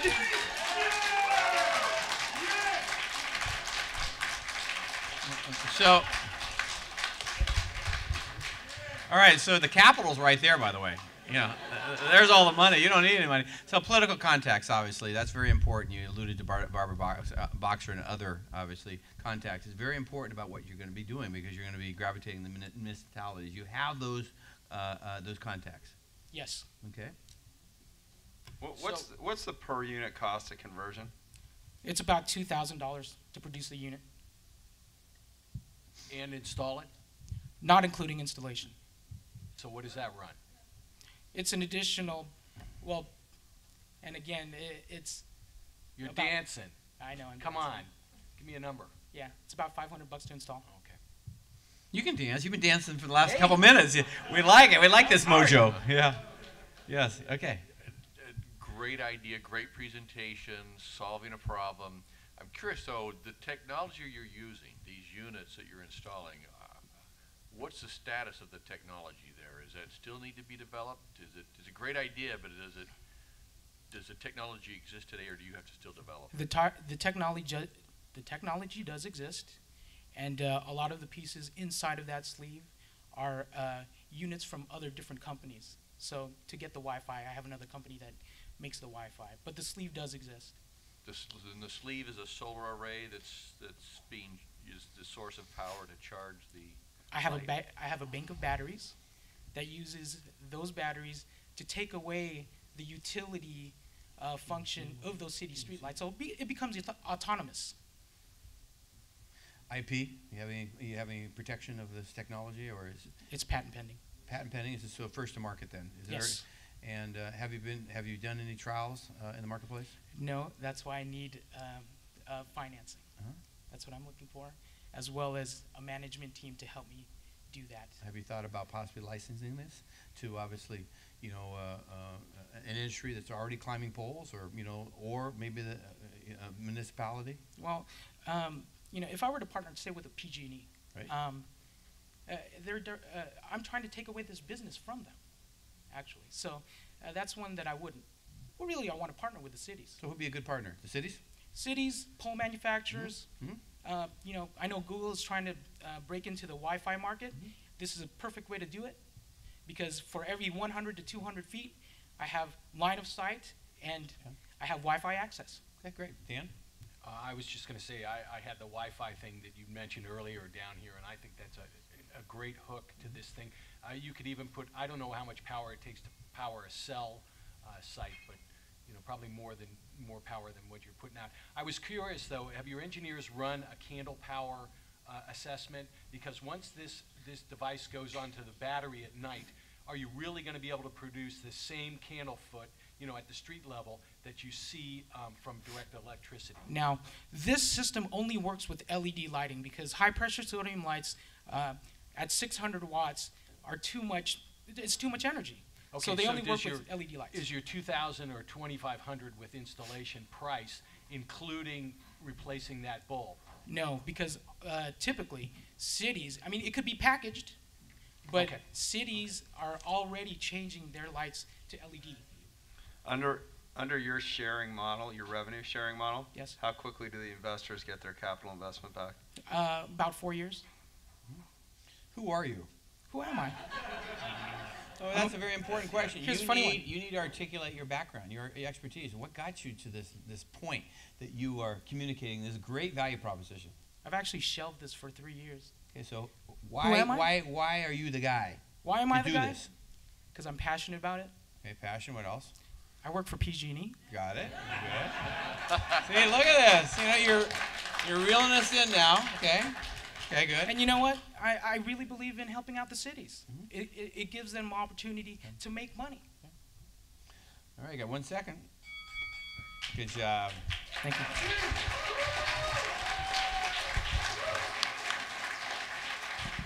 Roberta, what does that say? I can't see it.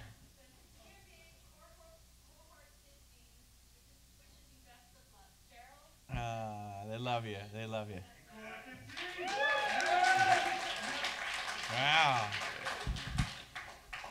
That's Kretz Forum member, past retired physician, joining our community a year and a half ago, and now you're getting your MBA here. MBA here. Great. That's wonderful. And you're commuting all the way from the valley, aren't you? Okay. Ready to go? Thank you. Okay. Now you can relax. Okay. Okay. Randy, we've been doing this for a while, these panels. I don't think I've ever seen someone bring their own cheering section to It's a good idea. Yeah, It's a good idea. It's a really good idea. It's a great idea. Kind of helps the whole tone. You know, a great presentation. Never seen anything like that before.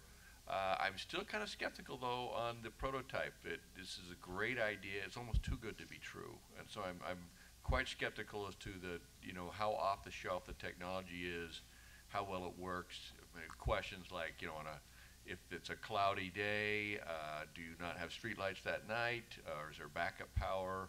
Those kinds of things. Those are some of my questions. So. I think Dan had some very valid points, and I think there's liability issues too. Yes, if in fact, Brad, what you're alluding to, and it doesn't go on, then obviously there's some issues. Dan. Well, you're going to still be connected to the grid, is what his so he has the backup. I see this great presentation, Gerald. Fabulous idea.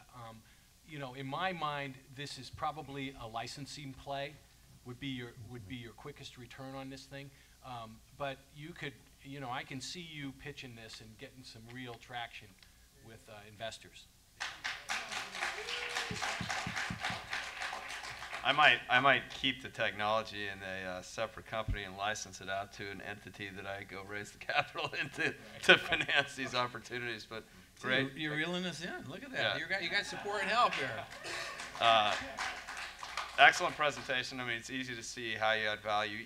I wasn't clear on the patent pending. That's your patent? It's your patent pending? Mm-mm. But you can shake your head on it. Yes. Yes.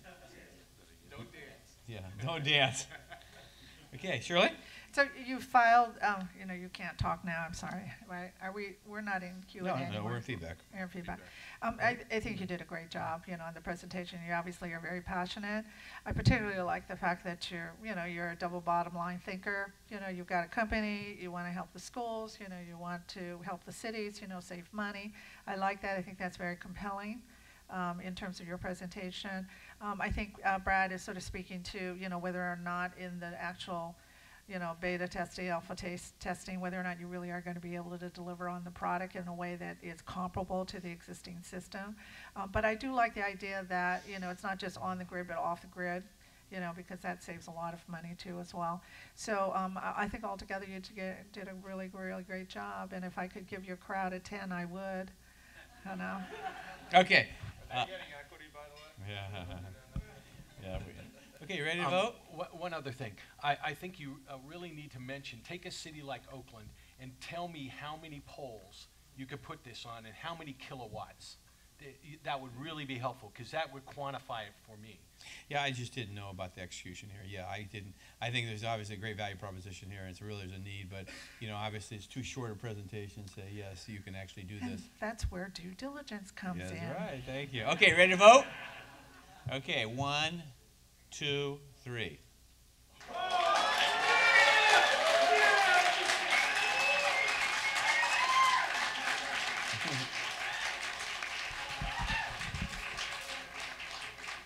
Yeah.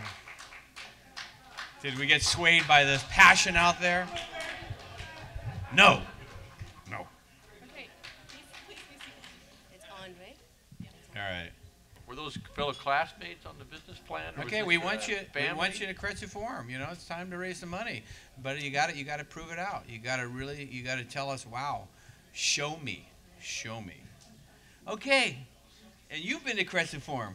Yes, I have been. Did you learn a lot? Yes, I did. Great. That you came last month or this month? I think I came 2 months back. Yeah, we love students coming. Yeah, Graduate, undergrad. Okay. I love the experience. Thank you. Okay, you bet. Floor is yours. Hi, my name is Hamza. I'm the founder of Innoviva. The idea behind Innoviva spawned from my personal journey from sickness to health. After I got out of the ICU, it took me several years to find the right doctor and the right treatment option. And in this process, I started looking at different complementary and integrative medicine options, such as acupuncture, Chinese medicine, naturopathy, osteopathy, and so on. The main problem with complementary medicine is that there are so many different options available, but there is no simple and easy way to investigate the different options and finally connect with the right practitioner. Did you know that Americans spend about $40 billion annually towards complementary medicine? This is a huge market opportunity. Innoviva is bringing sanity to this fragmented market. You can call Innoviva as Angie's List for complementary medicine. We have gone deep into this with our intellectual property. Our patent-pending Discovery Contextual Engine does the heavy lifting of research, discovery, validation, and helps you easily connect with a practitioner. Our initial go-to-market strategy is to work with existing healthcare plans and networks which offer preventative and wellness services. We are currently in talks with Healthcare Resources Online who want to be a grand licensee of our SaaS platform. I have 15 years of experience as a software developer. I have the expertise and passion to make consumer-driven healthcare a reality. Thank you.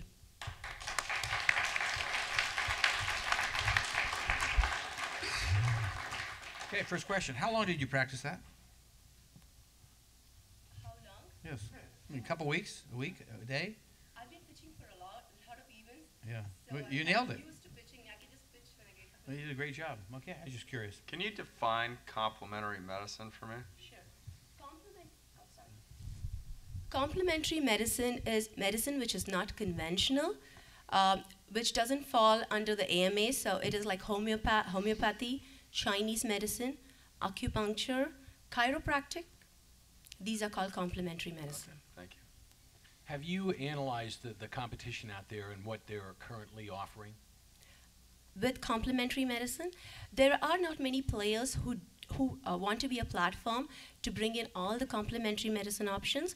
There are separate players, like acupuncture has something called AcuFinder.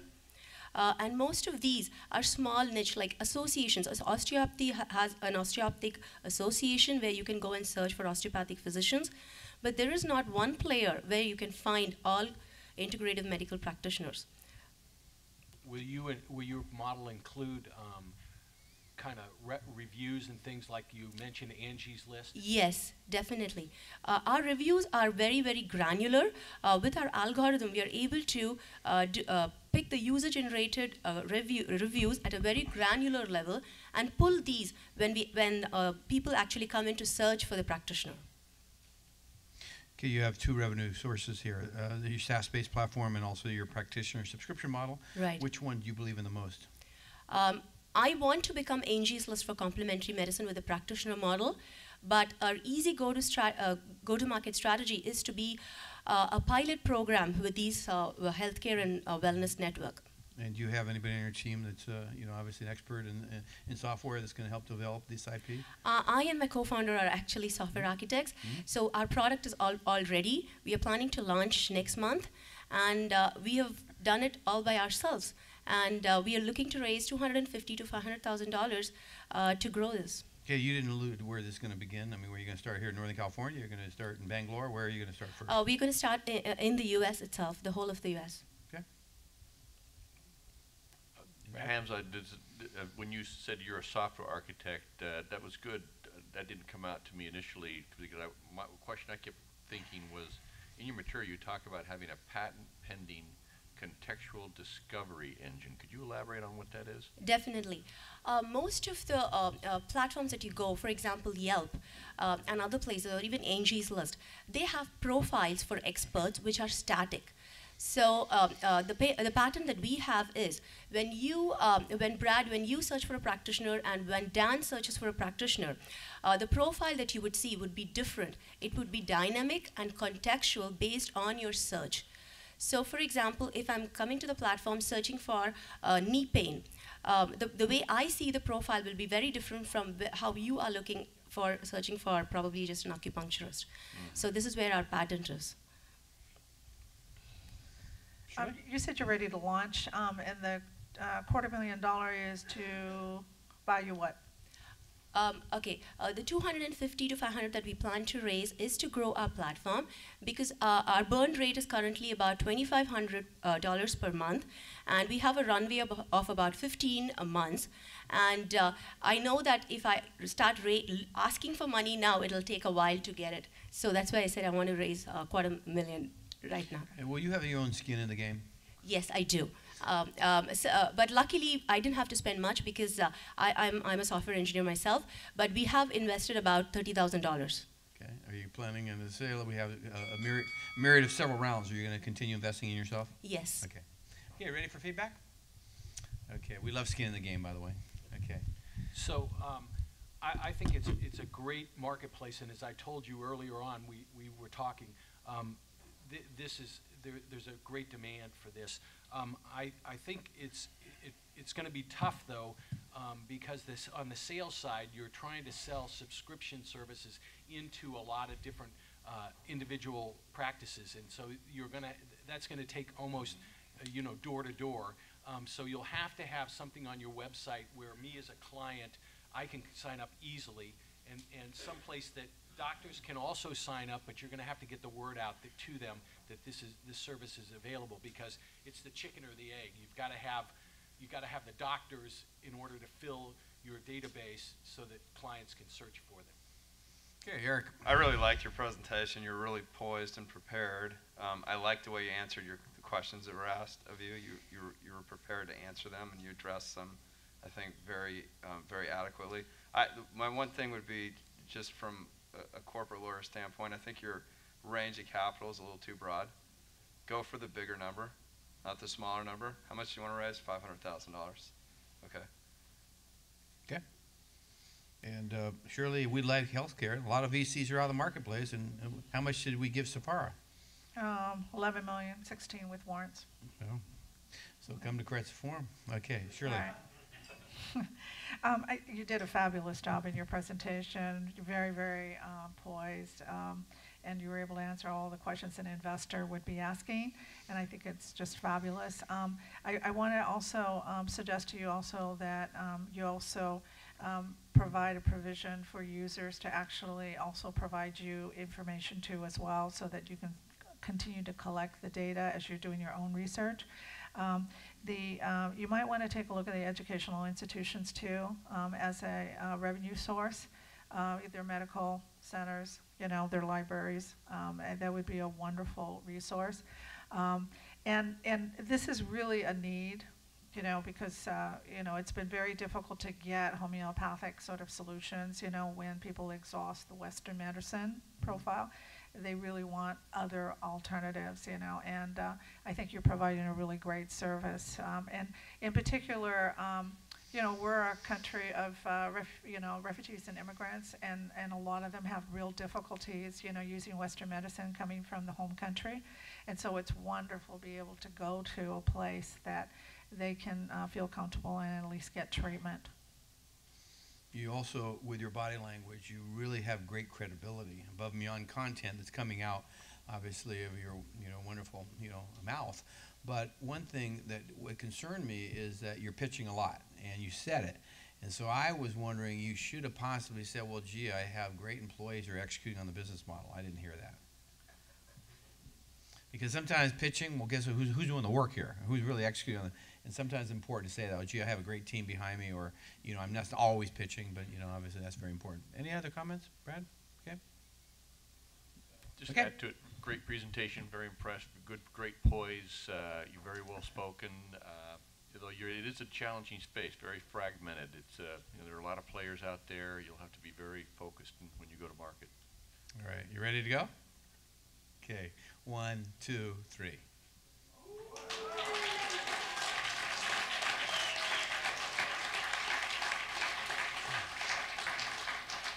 Peer-to-peer support in life, and starting here, and you're going to have peer-to-peer friends forever because of the relationship at St. Mary's. I just love the passion and love you're giving your fellow students, and keep leaning on them to support you, and also asking for money too. I mean, especially this crowd over here. Roberta, you're having fun here at St. Mary's, huh? Yeah. Okay. Last but not least, this is the last one, right, Berna? Last one. Last one. No. Last one. Yeah. And then before we start, Bernard, then you're going to come up afterwards, and you have some closing remarks, and I guess then we party, right? Okay. Oh, you mean tally up the votes?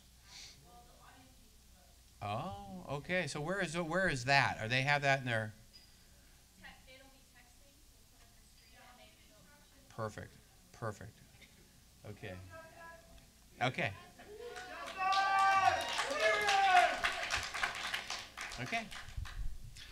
My name is Justin DeGrazia. I'm the president and founder of Falcon Alternate Reality, or FAR. Our mission is to make the inaccessible accessible. Would you like to go here? What about here? Okay. So after a long day of work, do you really want to go to the grocery store? Do you have to actually physically be there? I don't think so. What if we could deliver this same experience to you from the comfort of your home? I have 20 years of technology experience, 5 in virtual reality. FAR is poised to introduce to the market the next generation of online, interactive, fully high-definition, surround sound, full immersion experience. Initial launches will include fashion and grocery shopping. Other experiences are listed. Because this is a complicated thing, I decided to show you a video.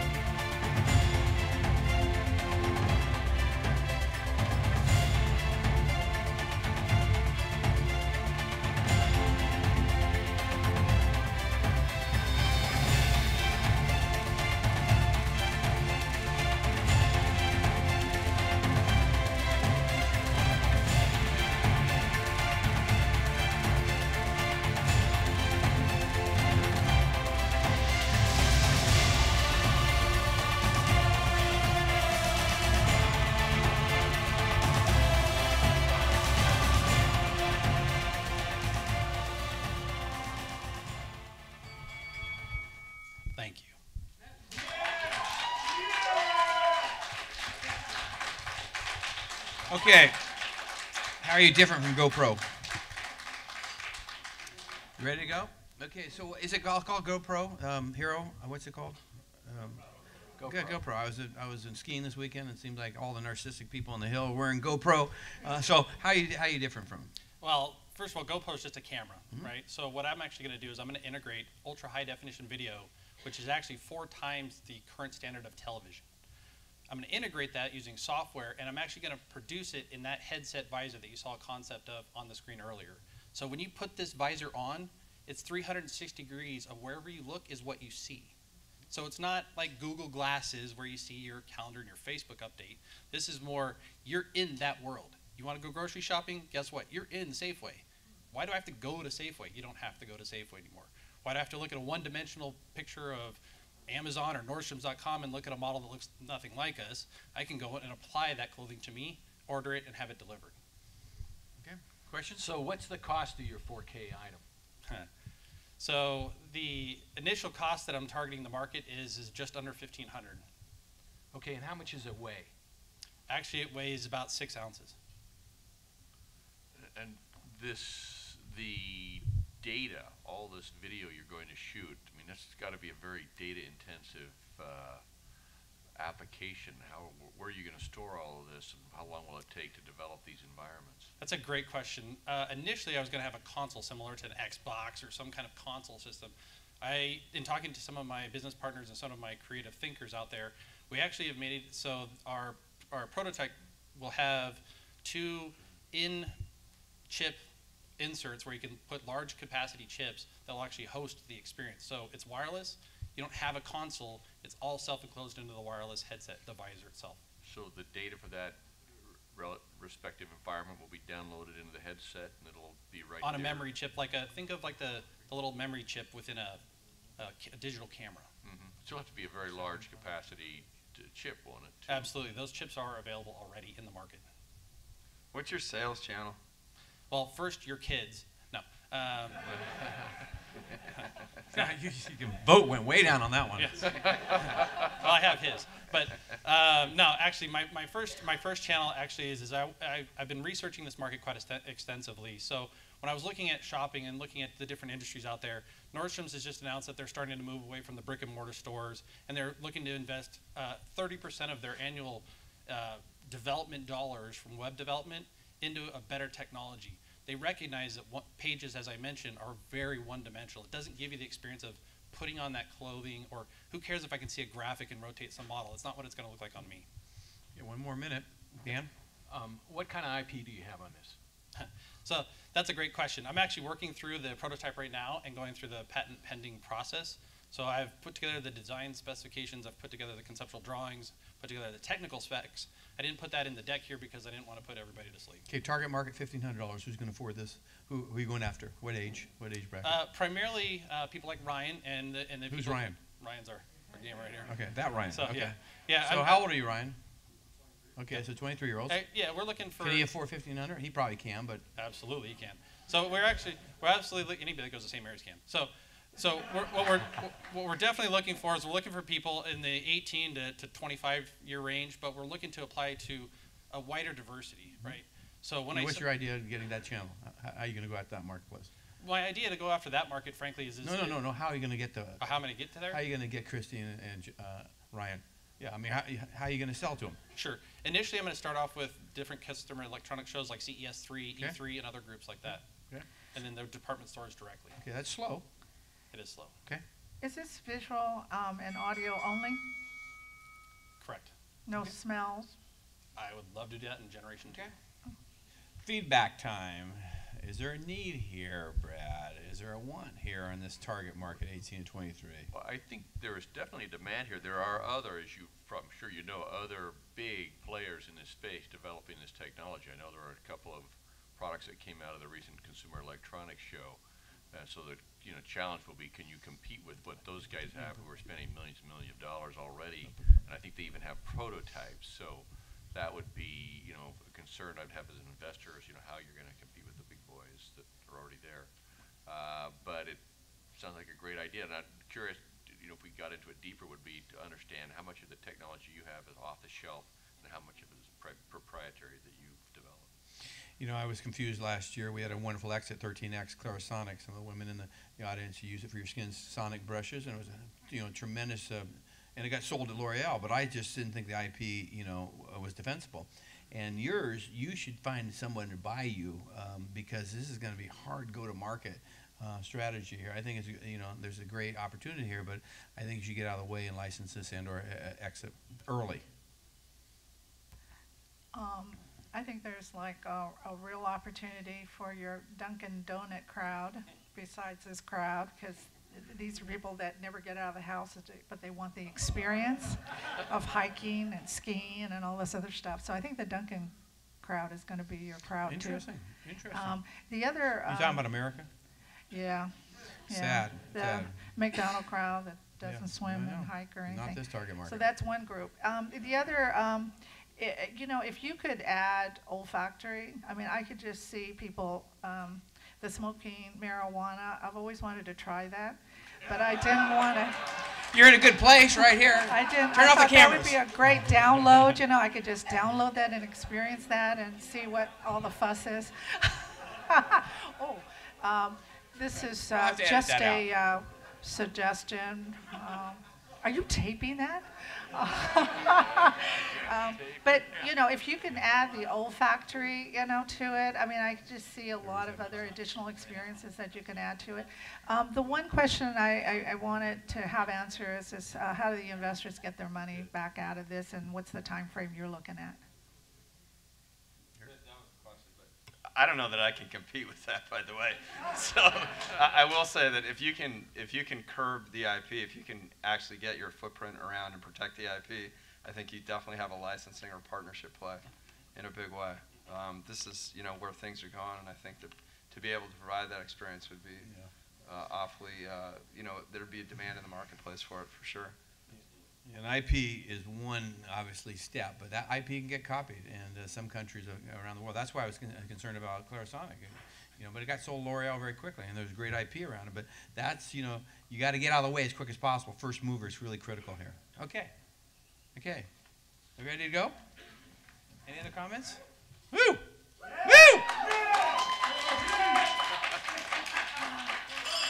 Yeah. Okay, 1, 2, 3.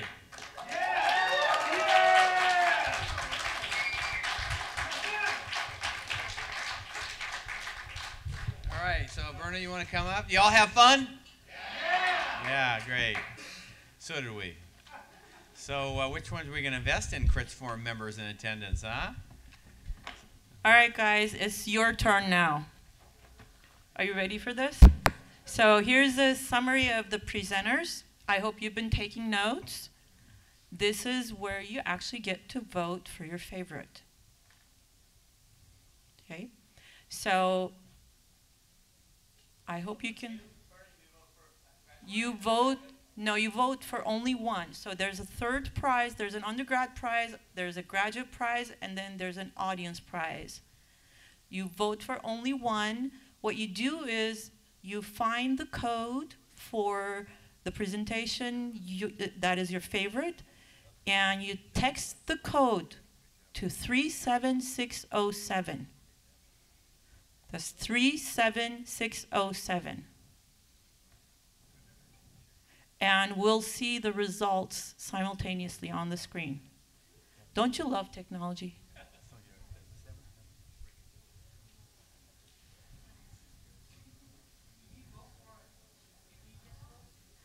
I don't know. What do you think? Do they get to vote? Who, the companies? No, I don't think so. No.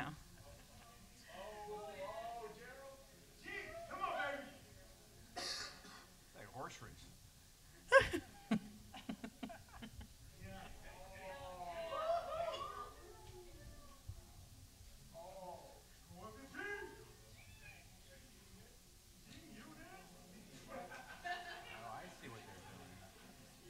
Oh boy. Only one vote, right?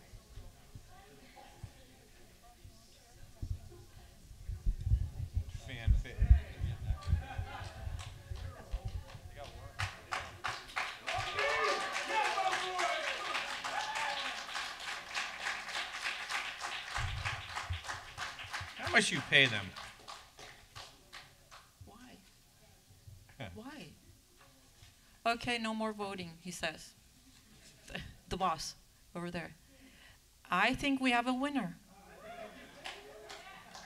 Oh, wait, no. Yes. Do we have a winner? Do we have a winner, Craig? All right. The audience prize for the Best Vision Award goes to Gerald Cabrera.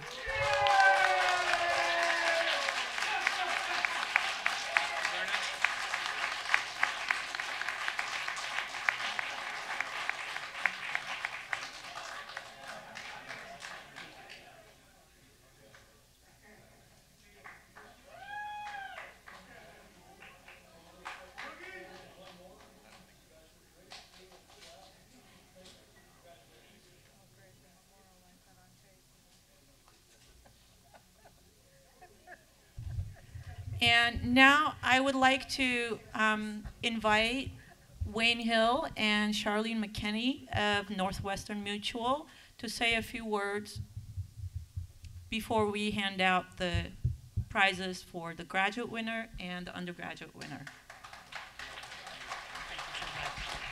Good evening, everyone. Wayne and I are so thrilled to be a part of this as an O2 EMBA graduate of St. Mary's. Wayne went to a different MBA school, but it was amazing to watch all the presentations. Northwestern Mutual gave away about $3.7 million through its foundation last year to educational institutions, and for Wayne and I to be able to do our small part locally for a school like St. Mary's that we have worked with, I attended, we get so many intern candidates from, we get the benefits of this school, and then we get to come to an event like this and be a part of it, and we're just thrilled. Thank you all for this, such a great evening tonight. And I just want to remind everyone tonight after the event, drinks are on Randy at Chow in Lafayette. As Shar said, no, underwritten by the Keiretsu Forum, the Keiretsu Sushi Forum.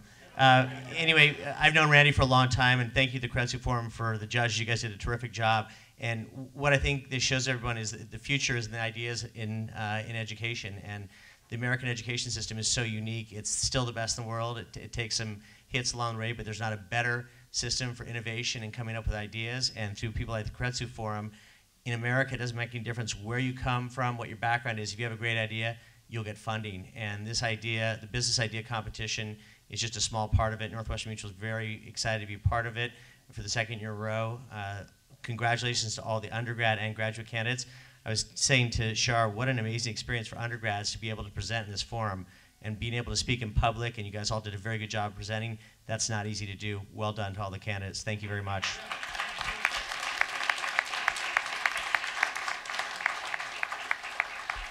Thank you. Thank you. So here's the moment we've been all waiting for. First, we're going to present the undergraduate prize. Okay, great. Already? Okay. All right, so Wayne is going to present the undergraduate prize to the winner, Travis Cockcroft.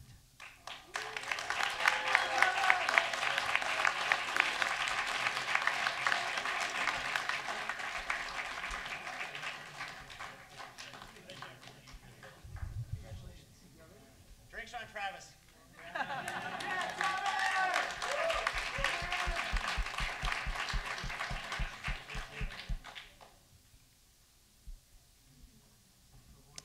And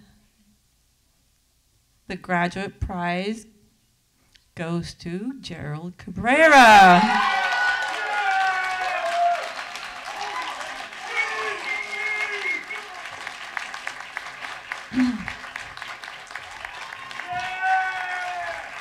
Gerald had a score of 45.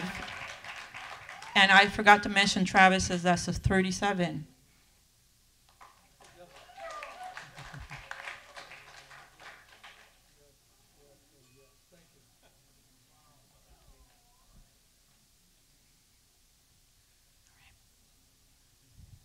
All right. Let me actually thank everybody for coming tonight. Thank you for attending, all of you in the audience, and of course, all the presenters, as well as the winners. I'd like to thank Randy and all the judges, Brad, Dan, Shirley, Eric, for being here.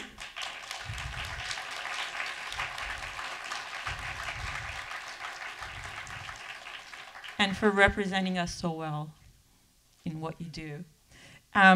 Thank you to the Keiretsu Forum team for being here, Sonia and everyone else. Wayne Hill, of course, and Charlene McKinney for their continued sponsorship and continued support for our competition. The Stull Foundation for sponsoring the Audience Award and the coaching workshops. Our Dean, Zhang Li, for his continued support for all our entrepreneurship programs.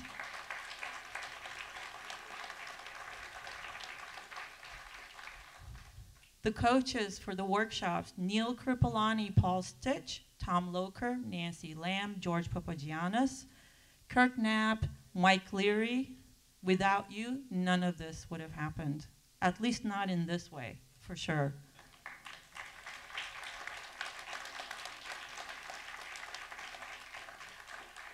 And of course, our staff at St. Mary's, Mary Coe, who couldn't stay, but Joel Barr, Christine Wheeler, Desiree Powers, Craig Kaufman, Sherry Grant, and last but definitely not the least, Rachel Wood, who's been there every step of the way during the planning and execution. She actually gave me the best news today when, after she takes off on maternity leave, she's going to be back for next year's competition. So, yay. One last thought. St. Mary's was recently named, I don't know if you've heard about this, but we were named one of the 40 colleges that change lives. Programs like this competition are the kind of opportunities we believe that transform our students' lives. Hope we were able to get that started in a very small way for a few of you, maybe tonight, and hope to see many of you back here next year. Please enjoy yourself, and thank you for coming.